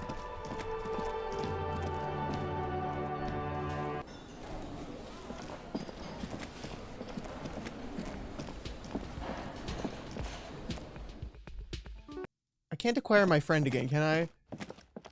Kim! The lieutenant's door is closed. Maybe I could get him.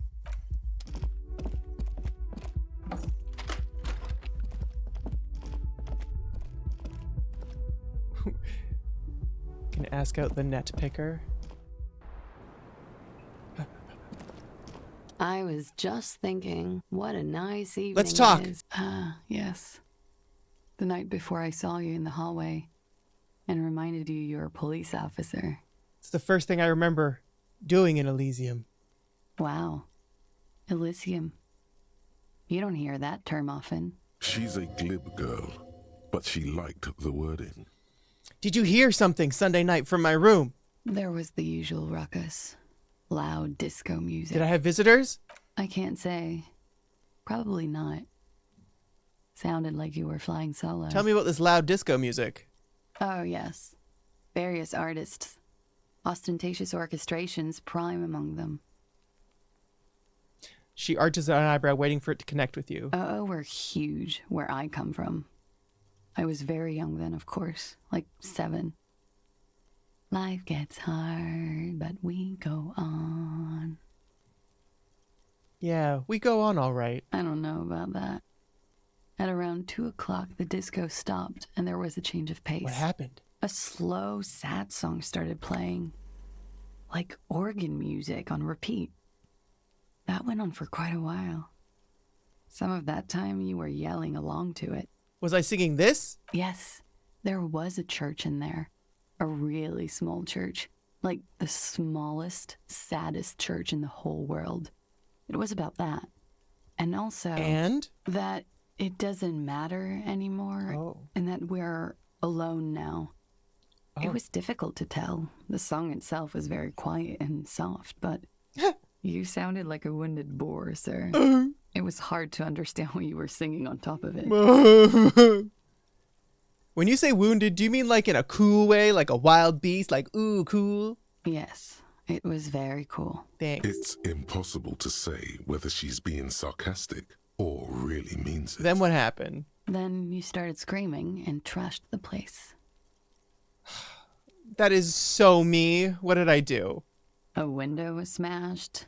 The tape player, probably. The song stopped. And furniture, too. A real destructathon. There was screaming. Then I think you passed out. Oh, was there anything else? There was. I think you screamed that you didn't want to be this type of animal anymore. I may have misheard, but it was sort of memorable. I went out afterwards. Everything was quiet by then. Around 4 or 5. And that was it. Thank you. No problem, sir. Let's return later. Keep knocking on Kim's door. Knock, knock, knocking on Kimmy's door. Oh, nope. I want this. I have to get everything done within the time now. I don't want to make Kim mad, though, so I'm going to quick save. The lieutenant's no response. What are you doing? Still no response. Where is he? Isn't it party o'clock? Doesn't he want to go for a little drive? Anything to not face the hanged disco man. Yet, you hear the sound of a drawer closing, followed by the shuffling of feet. What is it, Harry? What time is it? I'm not ready to go to sleep yet. Bad dreams? You'll get used to them, I promise. Sometimes it helps to go for a short walk. You're going to have to figure this one out on your own. Good night, Harry. bother Kim after hours. He probably won't mind. Okay, well, I guess it's time to get our gun. I'm sure everything will be fine and nothing will go wrong. We're gonna do all the good rolls. It's gonna be fine.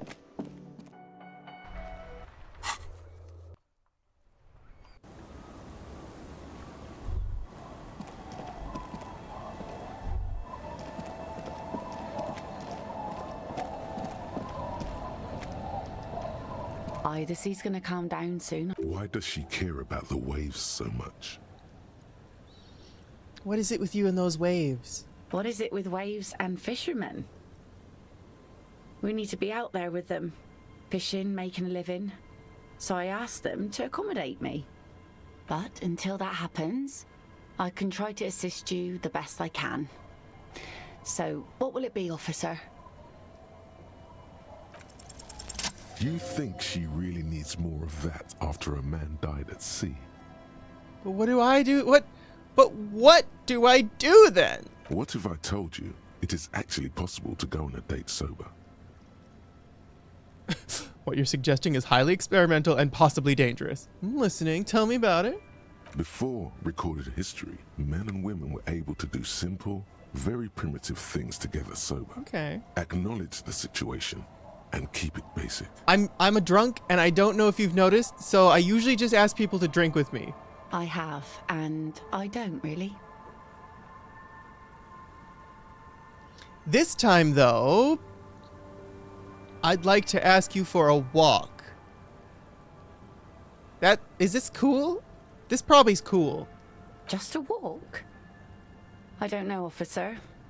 I would not have taken you for an innocent perambulator.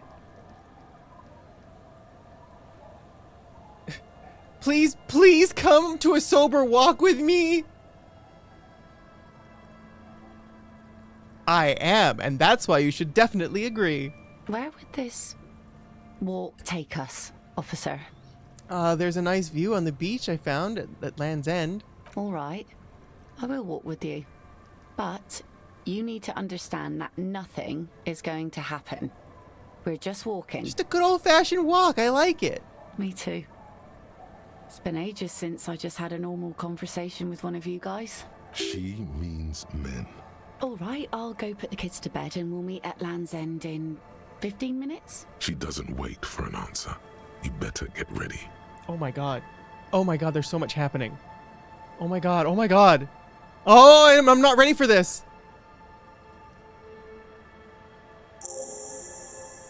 Was that acceptance?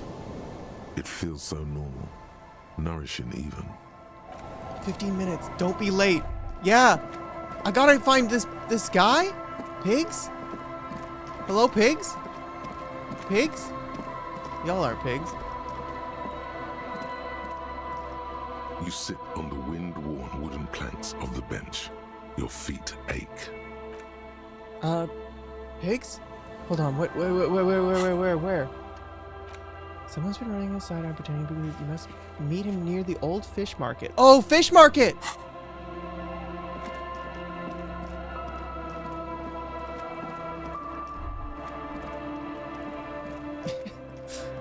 I could have just teleported!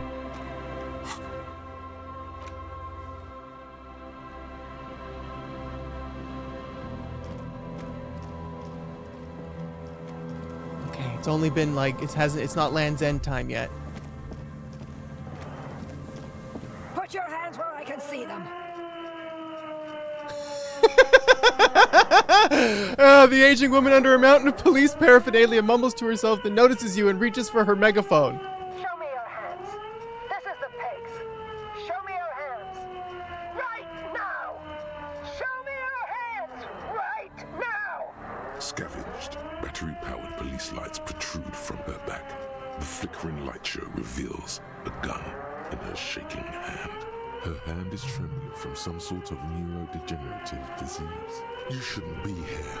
Something's very wrong with her. She's completely out of control. Raise your hands. The man appears to be pulling out an object from his pocket. Feel under threat! No, I'm not! Superseding event. Split-second decision. Get on the ground. I just want to talk to you. Damn ground. materials concealed in nostrils, ears, mouth, navel, urethra, foreskin, vagina, and rectum. Okay. In her mind, the cavity search is happening, as long as she's saying it. It appears the things she says are very real to her. Well, here we go! All right. Then turn the chair back in her face, already darting right, and immediately close the distance. Left hand grabs the barrel, right one breaks the wrist. A drop of sweat runs down your nose, and in it you see the Martinez Inlet wrapped in the night. In the abandoned fish market, two figures face each other in a spectacular light show. One of them is forced to stare into the 3 empty barrels of a gun. Not an uncommon sight in the neighborhood. Ma'am, the weapon you're holding is mine, and I know it has no bullets. The woman looks at the weapon in disbelief, her eyes suddenly reddish with tears. She looks down the barrel, squeezes the trigger. Wait! This isn't police issue. Oh. Police weapons have bullets.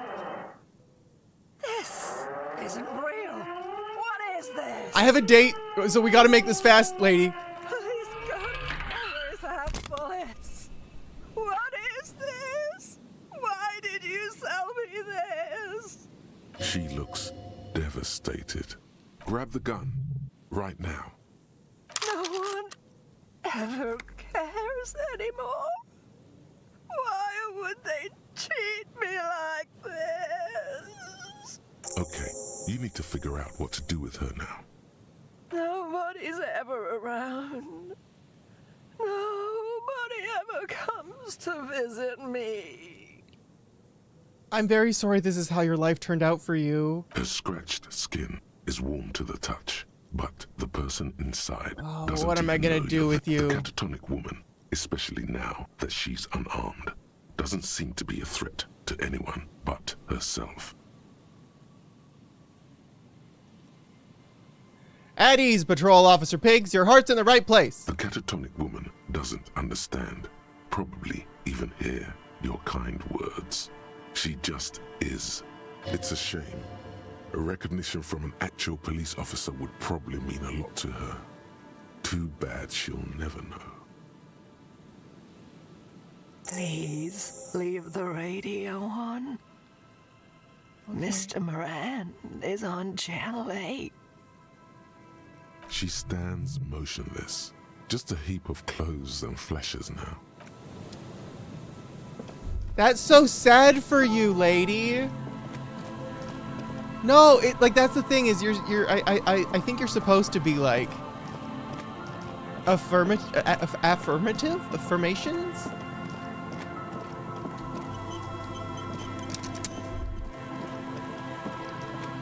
I didn't expect like a whole ass like boss fight looking thing to appear with like the sirens and everything.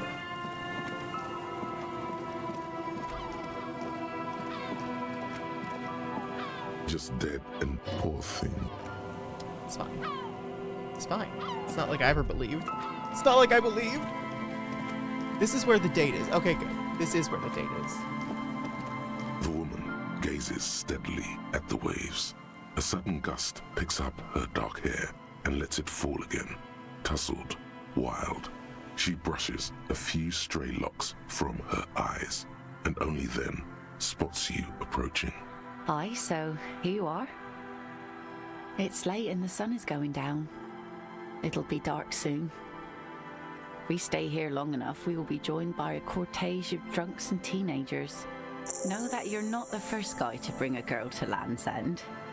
This is what the locals call a make-out spot. Ooh. That is not going to happen here today. Yeah. I just want to make that clear, Dimples. She turns to face the sea once more. Her thoughts are still elsewhere, with distances across the water, and with the water itself. Across the rusty water, that's La Delta, the financial district. In the mist-covered distance, towers rise as a rebuke to the poverty of this coast. You seem surprised that I made it. Drinking men aren't known for keeping their appointments. I'm just trying to be a responsible grown-up.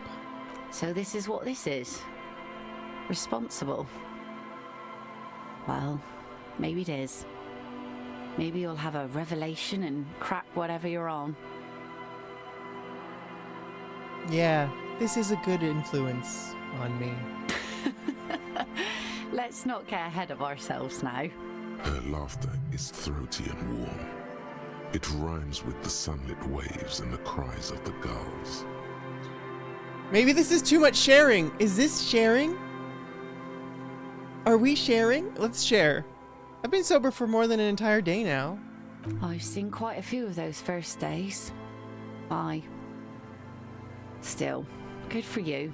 She nods to you, a playful glint in her eyes. As she turns to face the sun, reflected in the waves, and the skyscrapers rising across the bay, you cannot help following her steady gaze. You should say something. Anything. Maybe the tequila sunset thing.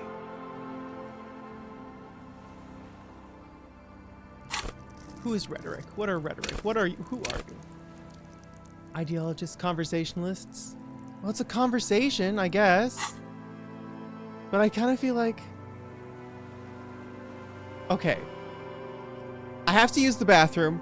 I'll be right back. I'll go to the bathroom.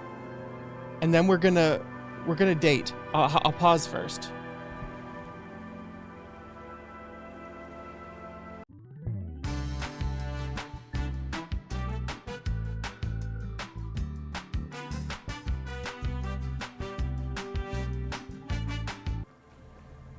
Oh, Funimation.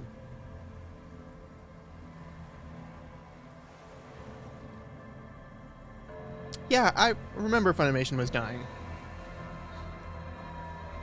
Hello. Don't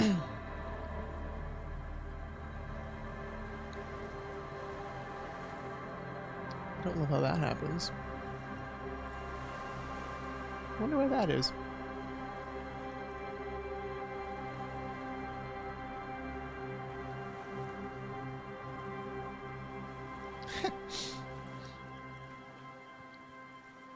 Okay, let's continue our date. I decided while I was in the bathroom that we're going to be honest.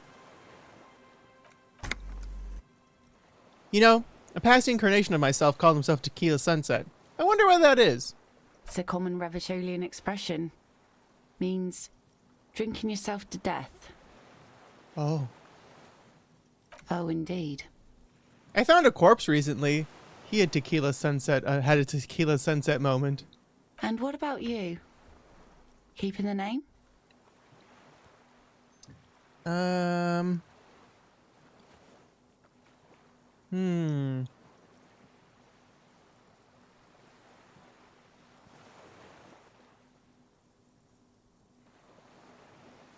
Harry's my name. I don't think I need any others. Well then, Harry. She smiles and turns towards the sunlit sea. The remains of the dying sun are reflected in the waves, and the skyscrapers rising across the bay. Your mind clears for a moment as your senses take it all in. Not just the glass skyscrapers, fragile looking in the shimmering air. River Esperance flowing into the bay. Isn't it strange for this all-powerful thing, the sun, to be so generous towards us? You know, the best time to go out fishing is usually towards sunset, when the water is warmer. That makes sense. I never considered. The sun also falls on the Capeside tenements and war-torn ruins. An old sea fortress juts out, seemingly impervious to the sheen cast over everything else, shaking you out of your reverie. The sun does little for the dead, and those hopelessly lost in their own minds. Is that why you named your boat the Sun? Oh, that was a bit of pride and a bit of superstition. I guess enjoy the view. There's salt in the air, and the cries of the gulls and the skewers. Grit of the sand and the green glint of broken bottles. But still your gaze always returns to the dazzling streaks of light, wherever they may be reflected, their fading opulence. It's bringing us spring, summer.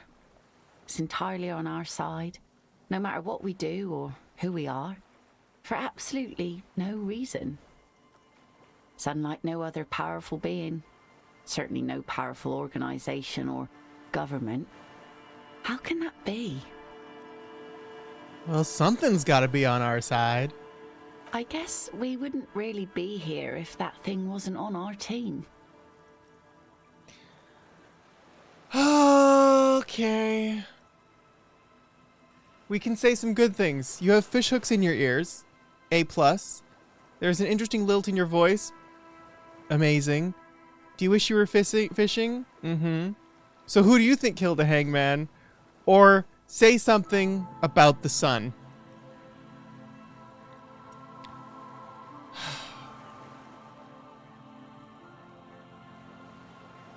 Well, let's say something about the sun. It's our only opportunity. Say what? Something Oh! interesting? Impossible. Oh!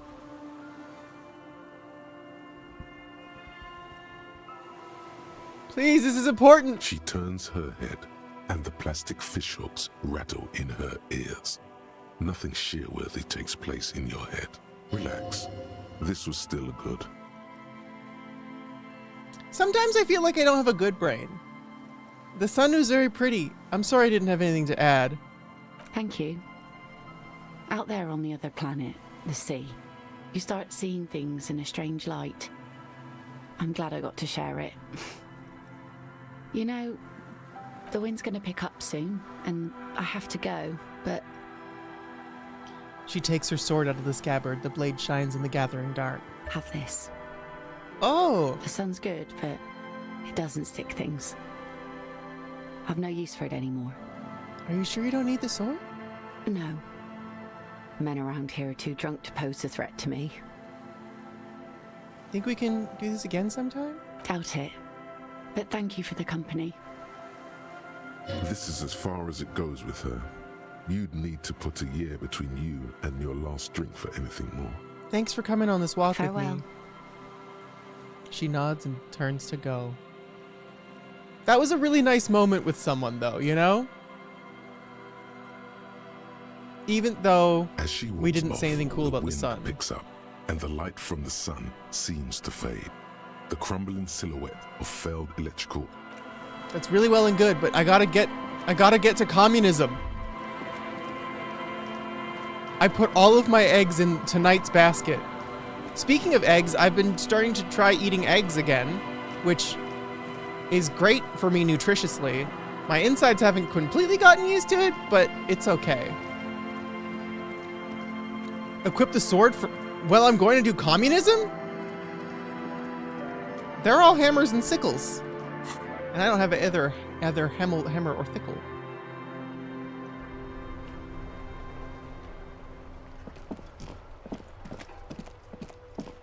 Run, Harry boy.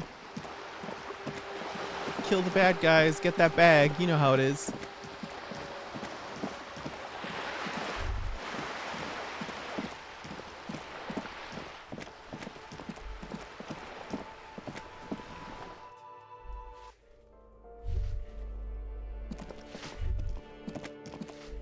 Oh, sweepy. You're apparently allergic? You can hear animated voices coming from Hey, the other side. it's me of the again. grill. You hear the voices conferring once again. He came back? Do you have the passphrase this time? It's remember Dobreva and There's no response.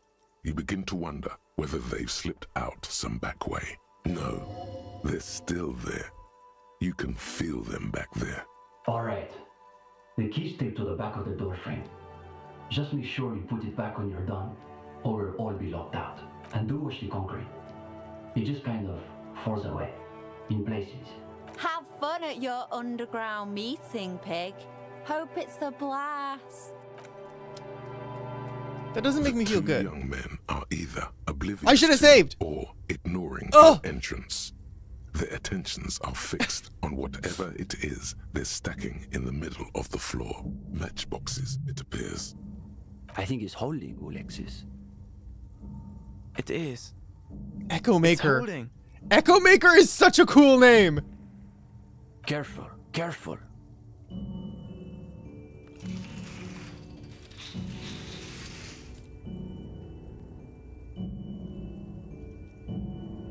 Damn, hardly any difference. The young man shakes his head and then looks up at you with barely concealed irritation. You're late. You should know the meeting starts at 10 p.m. sharp. His companion looks up at you and squints. I was on a date! One leader and one follower. The most ancient power dynamic. Just like the Sith. Just a moment. Could this be the former owner of a certain jacket you acquired recently? Oh, do you recognize this jacket? Hey, Esteban. Isn't that your jacket? It certainly looks like my jacket, Ulexus. Where did you get that, gendarme? I found it in a room. Yeah, I'm sure you did. That's real Saramaritian twill. Only old Saramaritian communists and drug smugglers wear those anymore. He is neither of those, of course. He is simply a poor student putting on airs. Also, he doesn't have the shoulders to fill out such a jacket. That's not the jacket I'm wearing. See, Uli? It's just like Mazovrot. How does it go again? Oh, if only I had my communism hat on. Those committed to the rights of property are those most apt to violate them. His companion nods emphatically. I assumed it was Maurice who broke into my room to play a trick on me. I didn't think I'd actually been raided by the RCM. There is surprise in his voice, naturally. But is that a note of excitement you also detect? Oh, listen, comrade, it's not what it looks like. You're right. It's better. Can you imagine the look on Maurice's face when he finds out the RCM has been kicking my door down? He'll shit himself. Positively. And now they've sent one of their agents to infiltrate our meeting. He rubs his hands together excitedly. Oh, hold on. I'm not here to infiltrate your meeting. I want to join your meeting. The RCM wants to join us? A quizzical expression. Interesting. Does that mean you've done the reading? Uh-oh. No one said anything about reading. You'll just have to wing this one. Well, wait, no. Drama. Oh, drama! What is this reading? I should have been wearing my drama clothes. I thought this was a revolutionary group? Yes, a revolutionary reading group. Oh, God. The most ideologically advanced materialist reading group in Martinez. But it sounds like that's news to you. There's profound consternation in his voice. What is that? You suspect it's about something bigger than your not having done the reading. Maybe he can explain himself. So, what were you doing with those matchboxes? The young man frowns at the little pile of boxes on the floor. Nothing, just messing around until the meeting started. They're watching those matchboxes awfully intently for two guys who are just messing around. It's almost as though they were trying to create the most unstable structure they could. What exactly are you doing here? In the most generous sense, I would say we're cultivating revolutionary consciousness. Yes, that's probably the best way to describe it. But more specifically, we are running a reading group. The most rigorous and theoretically advanced materialist reading group in Martinez. Yeah, I guess you're right, Zero. Comrade Esteban is a great discussion leader. One of the best at the university. Yawn. Can you imagine anything duller than a bunch of Beano-clads yanking each other's knobs? Sounds like a good time to me, Half-Light. Is this where I can square off in theory combat? We have been known to get into some spirited debates, but it's always in service of our larger intellectual and ideological project. Precisely. We are not interested in senseless parroting. We like to read critically. Within the contours of Mazovian historical materialism, of course. Okay, so what does your reading group actually read? We study all the foundational texts of Mazovian theory, Probably should look through the bookstore a little bit more. Just last week, we finished the second volume of Puncher and Watman's Innocence of Capital. I read Dink Hartley, and he killed a guy. Truly extraordinary. And before that, we spent 6 weeks on State and Plasm. Uh-oh. You can feel your attention span deteriorate. No, listen. We've also read Wertmüller's The Megastructure of History, and before that, Real and Reality. Arblers une paix infernale. The original Fizdale translation, not that watered down revisionist garbage. Yeah, I'm listening. Obviously. Obviously. But, of course, our special emphasis is on the theories of Ignace Nilsson and his followers, especially the inframaterialists. I know who Krasmazov is, but who is this Ignis guy? Only Krasmazov's most trusted lieutenant, the evangelist of the revolution, and the founding father of the People's Republic of Samara. It's hard to overstate how unimpressed he is that you've never heard of this world historical individual. I think I'm too angry for being smart. He also happens to be the greatest communist theorist after Mazov himself. It was Nilsson who first postulated the existence of ideological plasm, which forms the basis of inframaterialist theory. Plasm, huh? Sounds like a hell of a drug. You might want to ask about it. The young man sighs. His companion looks about furtively. Where's the rest of the reading group? What do you mean?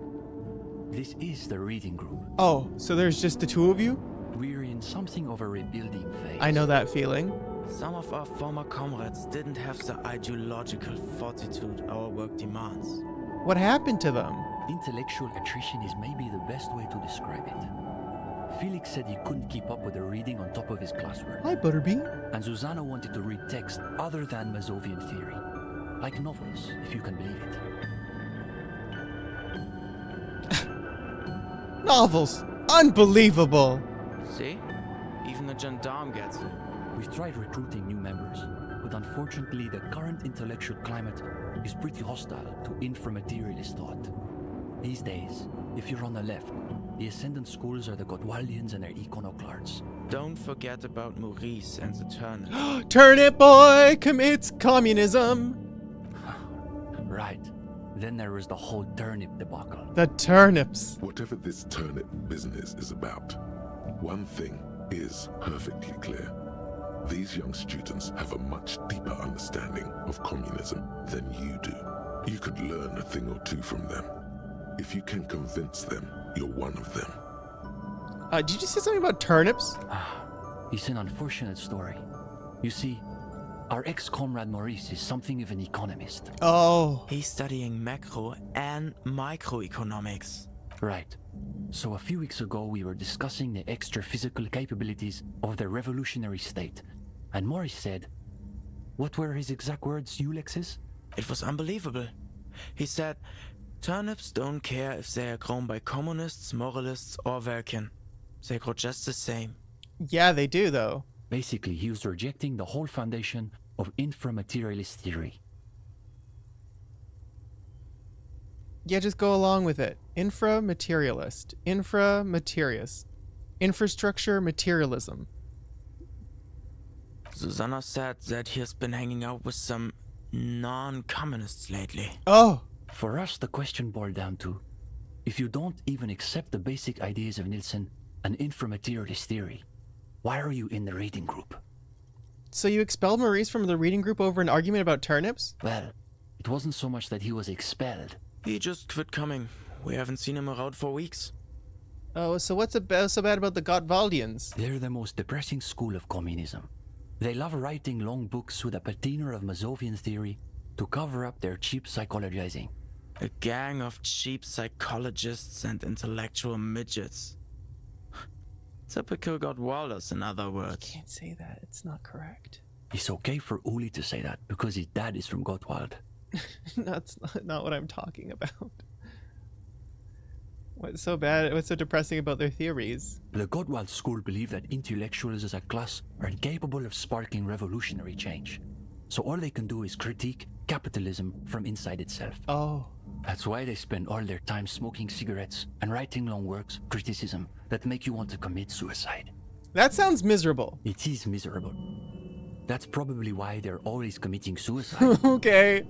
You see, the Gottwald school look like communists. They talk like communists.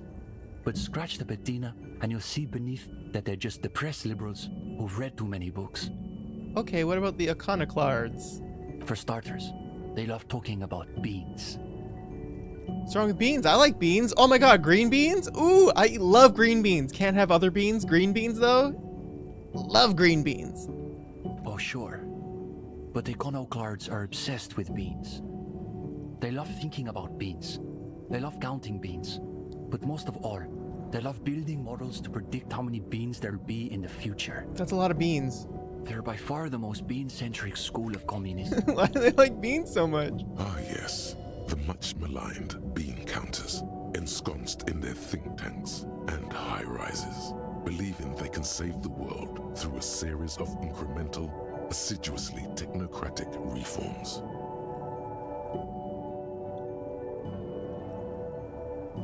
Okay. What's wrong with making progress through moderate economic reforms? Oh, please. There's nothing moderate about their love for counting beans. If I were a Gotwalian, I would probably diagnose them with Bonenfixierung. You see, iconoclasts claim to be communists, but in reality they're just liberals with hard-ons for spreadsheets. And about the liberals, are they liberals too? Of course not. Oh.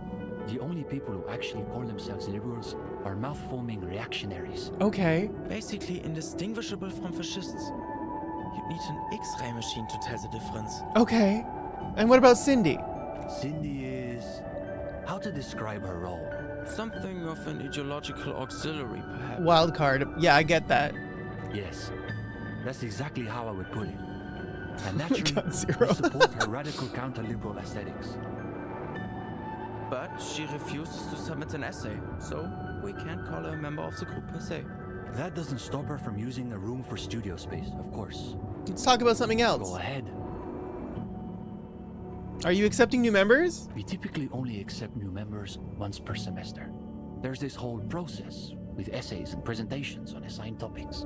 The young man turns to his companion. But given that we have some extra seating at the moment, I guess we could be convinced to expedite an application or two.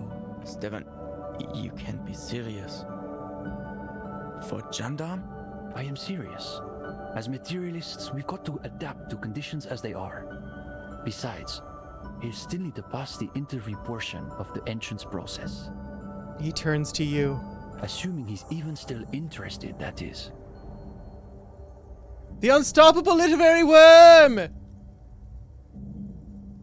83%, 83%, 83%! What's there to be scared of? You've really been cracking the books these last few days. Yeah, easy. You can go easy. toe to intellectual toe with any reading group in Martinez. Yeah. Now, chin up. You've got this. This is the group I've been looking for then. When do we start? Oh, you want to start now? Sure, we can manage that. You've caught him off balance. The momentum is already in your favor. Go ahead and take a seat. Since we haven't had time to prepare an exhaustive questionnaire, I think we can keep this interview more freeform. Hell yeah, we can. Why don't you tell us a bit about the books you're interested in?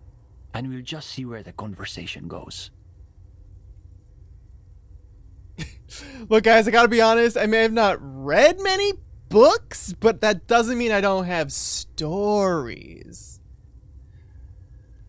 I don't want to falsely... Oh, gosh, it's the whole, like, do I lie about who I am to make these people like me? And then I have to perpetuate that lie by reading books and going, oh, yeah. Gosh, communism books. I love communism books, when in reality, I don't.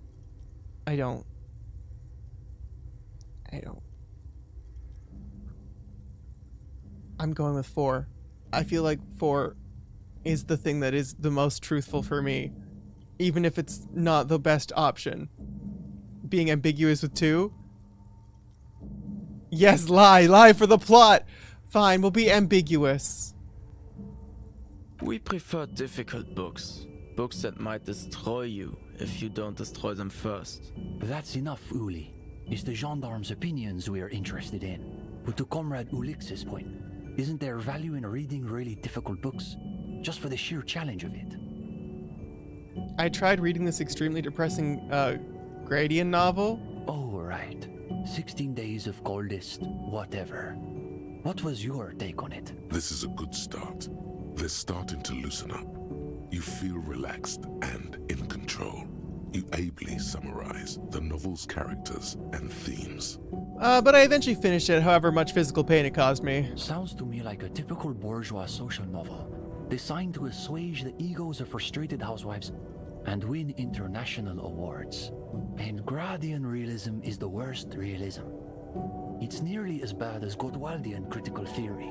Makes you want to gouge your eyes out. Or better, gouge the author's eyes out.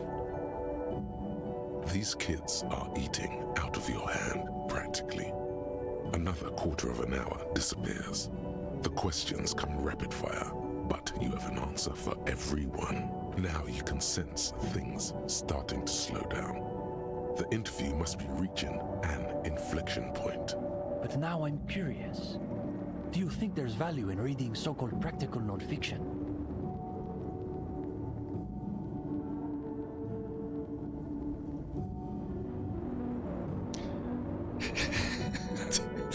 I enjoy thinking about truly fundamental concepts, like the alphabet, for instance, is something I think about often. You know, A, B, C,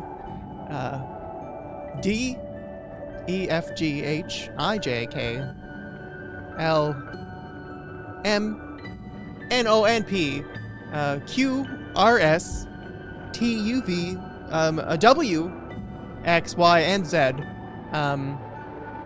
So, you know, just with that being said, it's pretty clear that I belong among intellectuals such as yourself. Intellectuals. Why's it gotta be a fancy? Oh, yeah. Q.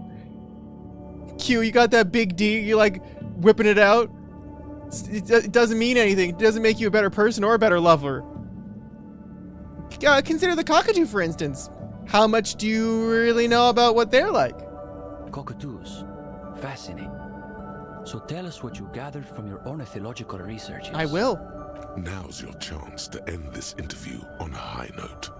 This is a subject where you hold all the advantages. But when I really saw the Major Majestic in all its glory, I knew that was the cockatoo for me. I have to say, I underestimated the opulence of cockatoos. I've only ever seen the gray ones. Let's talk about C being a useless letter. Let's talk about C being a useless letter. Why is there a C? You could use a K or an S. Both of those will be just fine. It makes sense though. Mazovianism stresses the essential continuity between humanity and nature. Yeah. So anything you find in one should be reflected in the other. Yeah. What's the exact quote, Uli? Kuno is greater than Kuno? Is it Suno? It could be Suno though. Just like the pronunciation of Z versus Z. C, E, D, B, P, Z. I believe it's man is the mirror of the world. In any case, I think we've heard enough. We could use someone with your perspective in the group. With just a bit more theoretical foundation. I think you'll be making real contributions. Thanks. I'll talk about cockatoos. Yes. I would say he's got serious potential at least. And with that, welcome to the most ideologically advanced materialist reading group in Martinez. Here's your first assignment. It's an overview of inframaterialist theory. A little basic, as you'll see, but one has to start somewhere. Ah, yes, I'll add it to my very extensive reading list. You're going to fit right in, I think. Come back when you're done. We'll be here pretty much every night after 10 p.m. Do be sure to take your time with the reading. We'll be eager to hear your thoughts. I want to click through all of it. I want to click through all of it. I got a sword. I got a gun. I got a sword.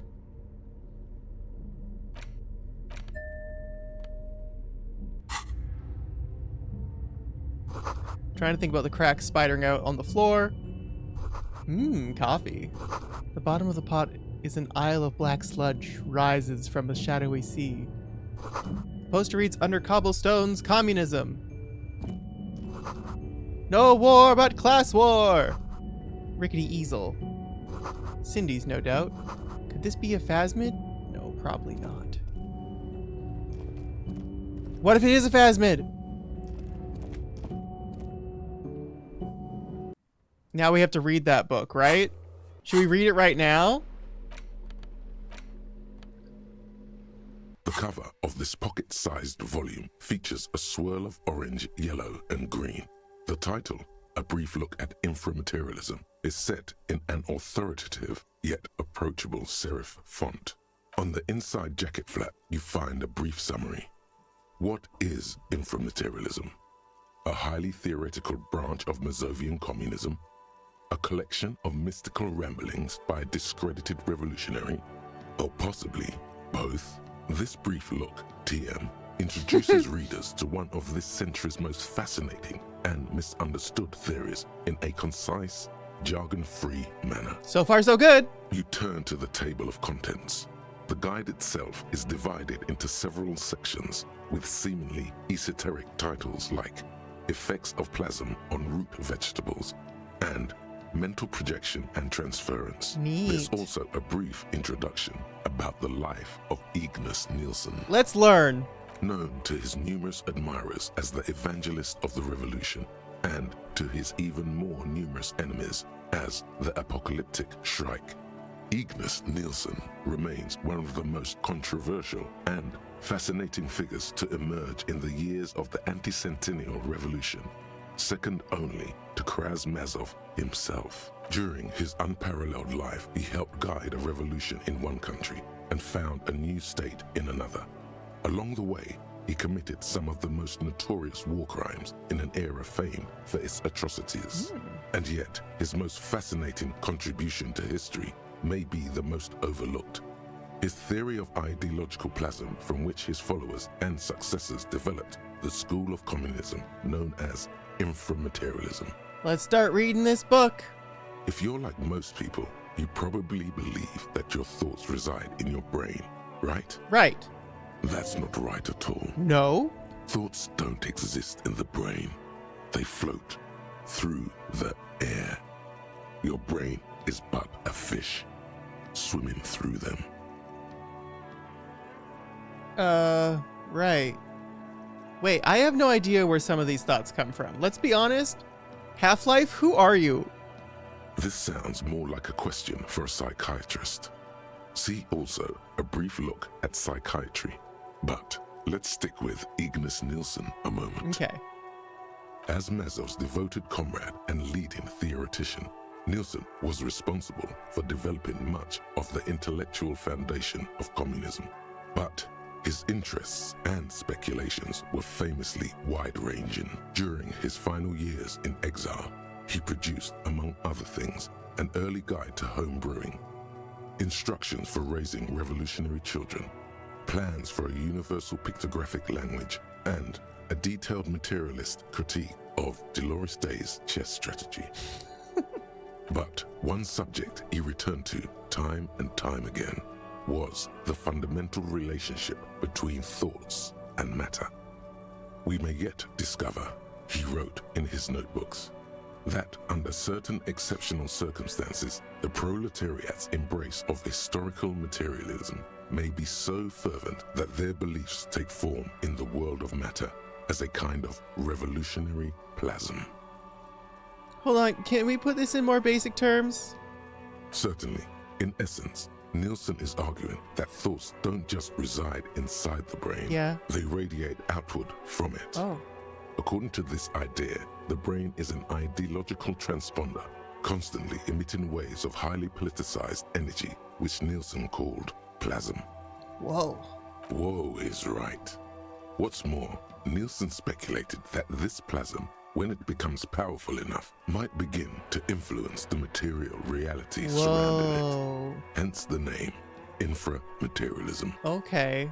Unfortunately, Nielsen passed away before he was able to develop these initial ideas into a full-fledged theory. That work was left to subsequent generations of communist theorists. Oh, I'll have to check to see if I can get back in. Building on Nielsen's basic insight, these theorists reached a startling conclusion that a sufficiently revolutionary state might begin to exhibit certain extra-physical effects based on the amount of plasm generated by its citizens. So, these people are saying that if enough people just believe in communism, it'll come true? The actual theory is highly technical, but for the purposes of this brief look, TM, That's a fine working definition of the concept. Okay. There's probably something wrong with this theory, but you're the kind of person who believes anything they read in a book. So why don't you just roll with it? All right, let's hear about this extra physical stuff. Inframaterialists divide the extra physical effects of the revolutionary state by the level of plasm required to achieve them. At the lowest, or first level, revolutionary plasm is believed to stimulate or invigorate matter without altering its essential properties. How? To take one example, during the revolutionary period, many communard farmers in Grad reported extraordinary yields of certain root vegetables, most notably turnips. Turnips. The difference in these yields was simply too great to be accounted for by mere climate or soil conditions. The only reasonable explanation, inframaterialists argue, is the high level of revolutionary plasm emanating from the commune itself. Even today, in parts of the SRV, there are collective farms whose root vegetable yields exceed those thought possible by capitalist agronomists. It's also been postulated that plasm may account for the remarkably full and manly facial hair observed on many communist males. Stroke your beard, but modestly. Modestly stroke. Of course, inframaterialists argue that revolutionary plasm may stimulate human physiology in other ways as well. Oh God, is it gonna say they got big dicks? Oh yeah, we're talking about white-hot communist sex, baby. I recently watched the Netflix special, You Are Where You Eat. I wouldn't recommend it if you're like sensitive to world issues, cause like, gosh, they're like, oh, we got twins and we're gonna put one on a vegan diet and one on a meat omnivore diet, and we're gonna see how life is better for each of them. And then, like, that sounds cool, but then they're all like, the food industry is bad, the meat industry is evil, everything is awful. Now back to the study, and they're like, wow, turns out that vegenerates are more sexually aroused and better lovers, and also are just better people in general.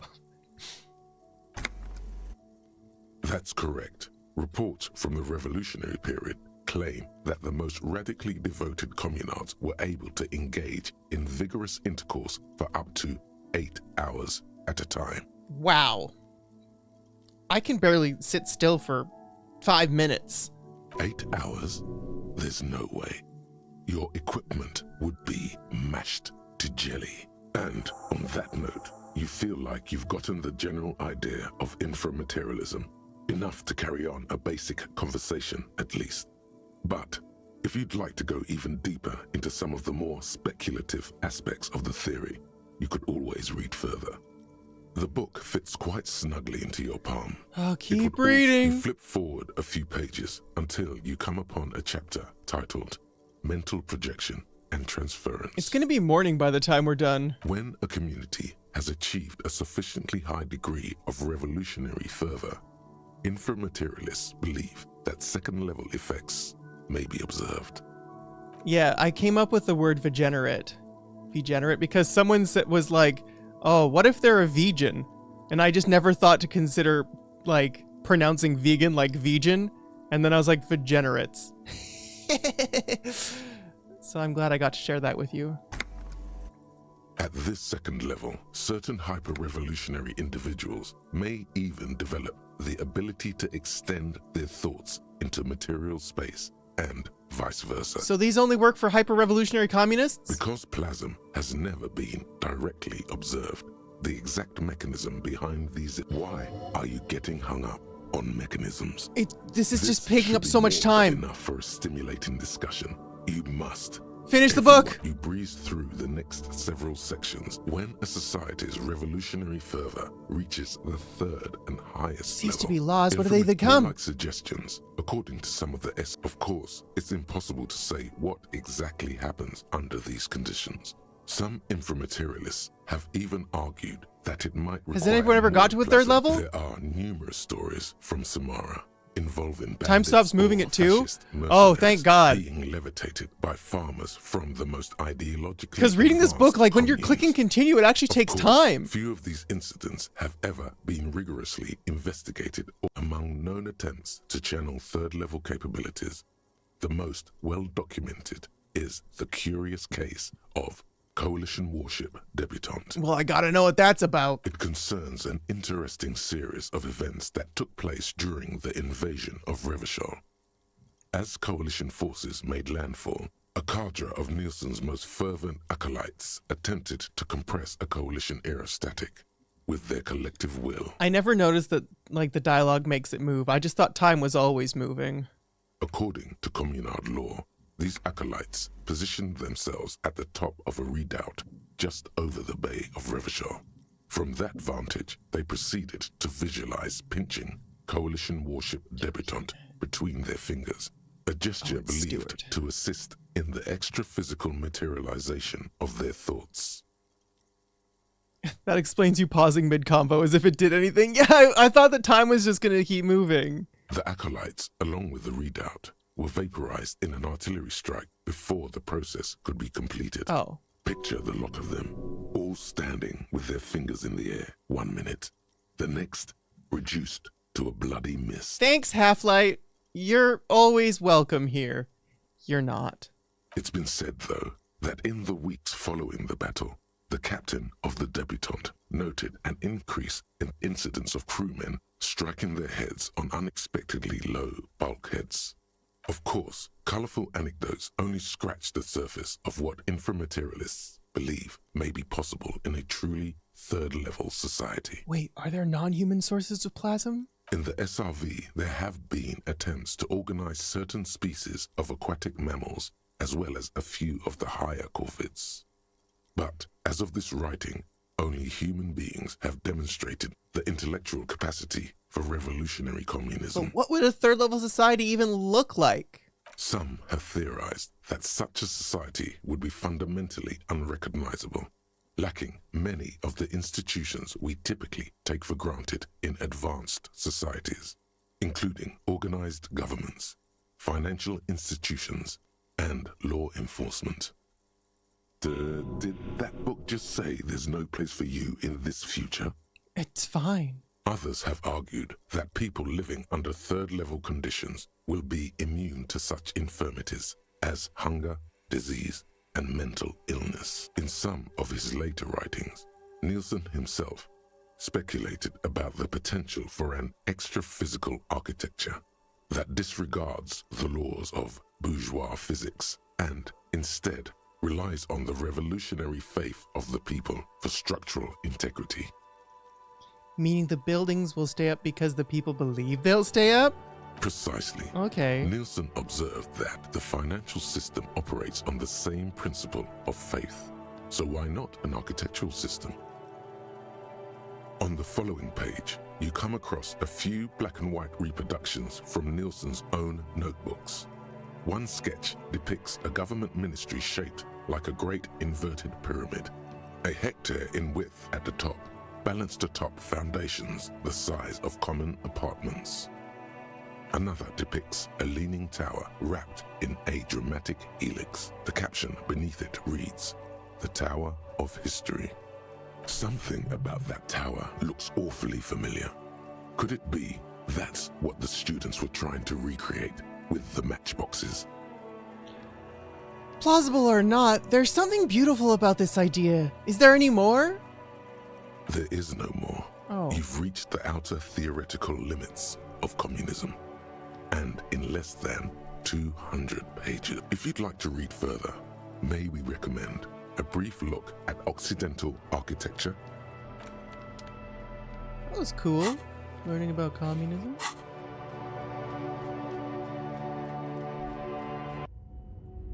Oh.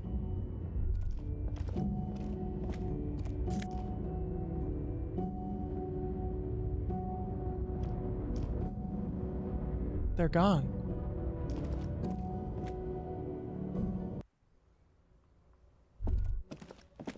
Are the Hardy Boys gone too?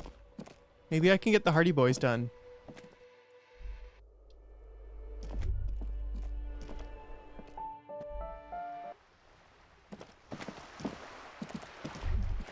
Intelligence checks are all done, by the way. We can check this wall again. Just an ordinary wall. Nothing to see here. Hold on. Let's see. Oops. We want F5. Conceptualization closed. We got so much time to do everything because time stops now. Time stopped at 2 in the morning. Conceptualization.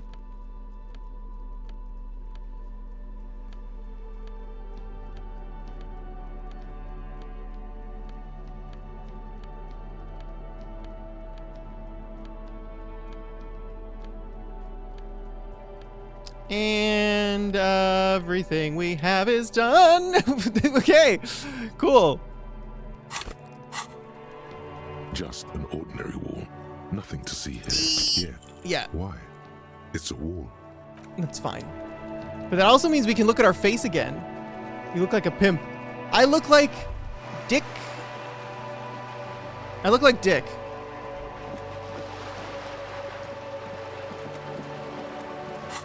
Let's teleport ourselves to the fisherman's shack.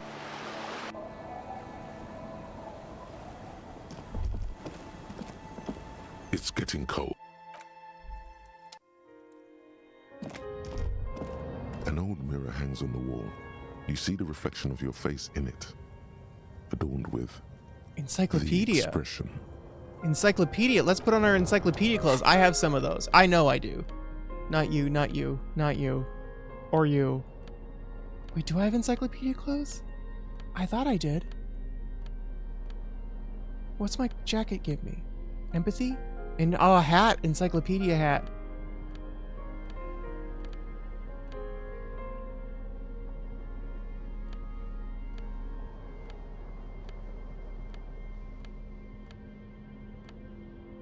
Do I have encyclopedia clothes?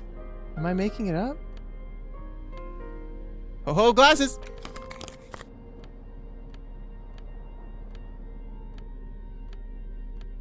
That's all I needed. That's all I needed.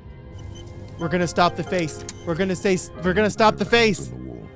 You see the reflection of your face like the rest of you. No! It comes from a bad place. No, we got it. We're gonna do it. I gotta stop it.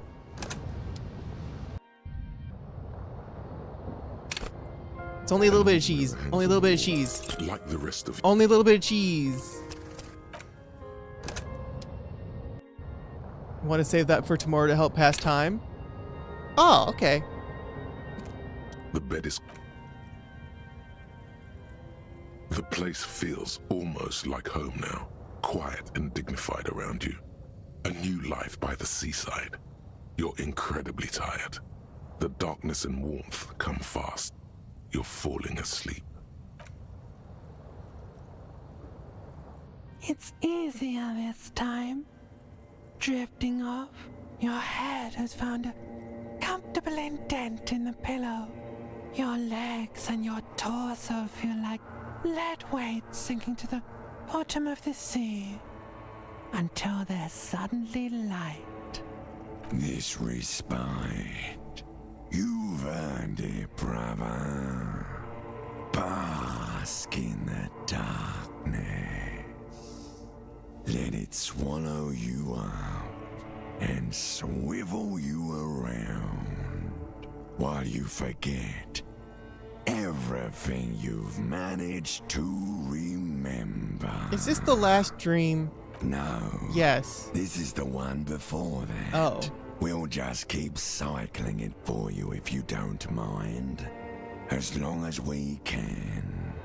Spin it like black yarn. Enjoy it while it lasts. Thank you, darkness. Thank you. You're welcome, Harry boy.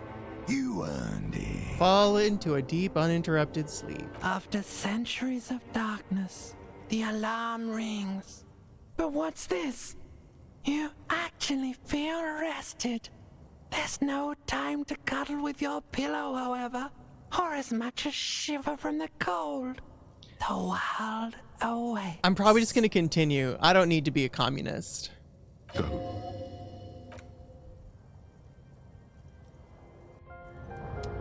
I'm more interested in learning about what's going on than I am about being a communist. Said like someone who doesn't care about communism that much. We're having troubles getting up today. I'll save right now. An old mirror hangs on the wall. You see, like the rest. Are you kidding me?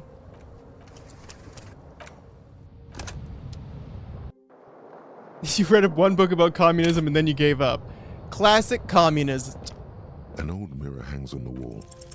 It belongs in the the third decade of the current century. Enough time had passed from the failure of the revolution that, for a fleeting moment, free market economy seemed like the ultimate, uncontested way of life for our species. Things were good. It was smooth sailing. People made gold and champagne-tinted interiors and facades to suit the times, calling this the new style. But more importantly, disco happened. Forget about ostentatious orchestrations. For Revachol, your city, that meant only one thing. Guillaume Lamillion, out of the dazzling swirl of disco music, in an open-air boîte de nuit, somewhere in Revachol West. Guillaume's blonde mane appeared on the screen. He sang some bullshit. Then he made the expression.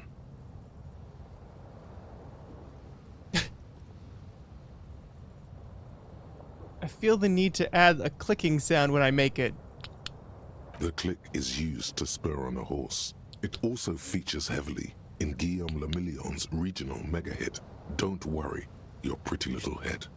Don't worry your pretty little head about it. You just have some brain worms. They make you think that they squirm, 'cause they do in your limbic system brain.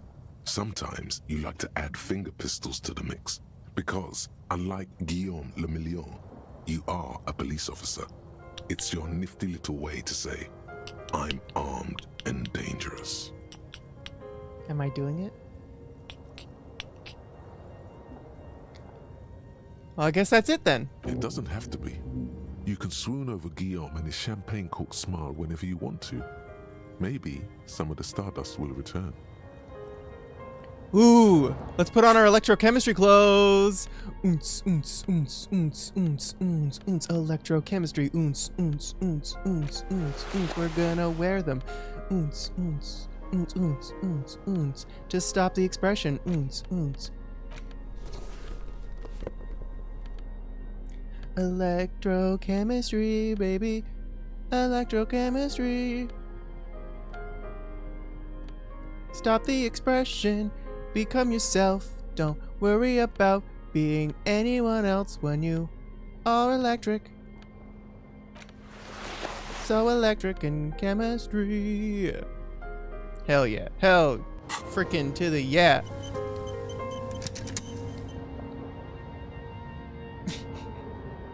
An old mirror hangs on the wall.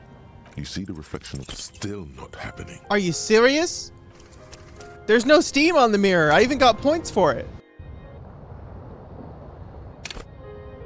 An old mirror hangs on the wall. Still.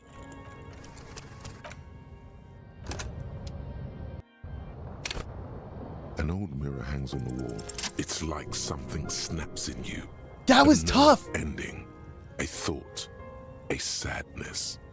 Your face in the mirror is suddenly clean of the layer that had distorted it for God knows how long. Why should we save the ending for next week? I was kind of hoping this would be the last one. Just like that, it's over. The running gag that your life had become. A sad old man looks back at you. We're not making the expression anymore. It'll take quite a while. How long is quite a while? There's quite a bit. I thought we were on the table, so close. You see a bowl of water, a rough soap, and next to it,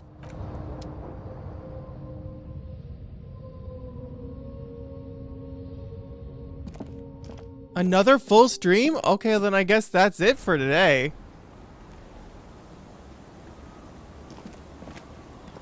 Good morning. Yes? Nothing. Oh, I gotta put my drama clothes back on.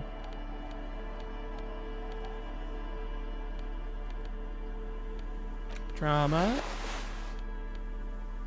Empathy glasses.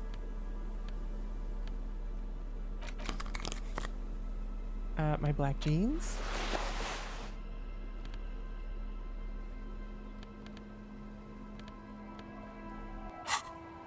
We also got a new thing. Holy crap, there's so much stuff.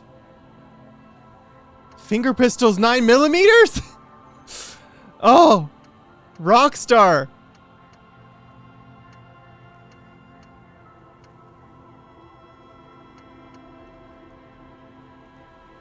Finger on the eject button.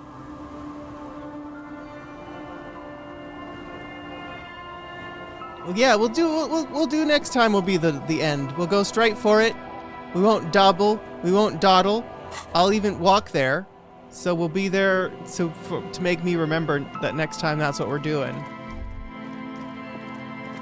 Because I really, now that I know more about the lore, I really want to know what the frick is happening here.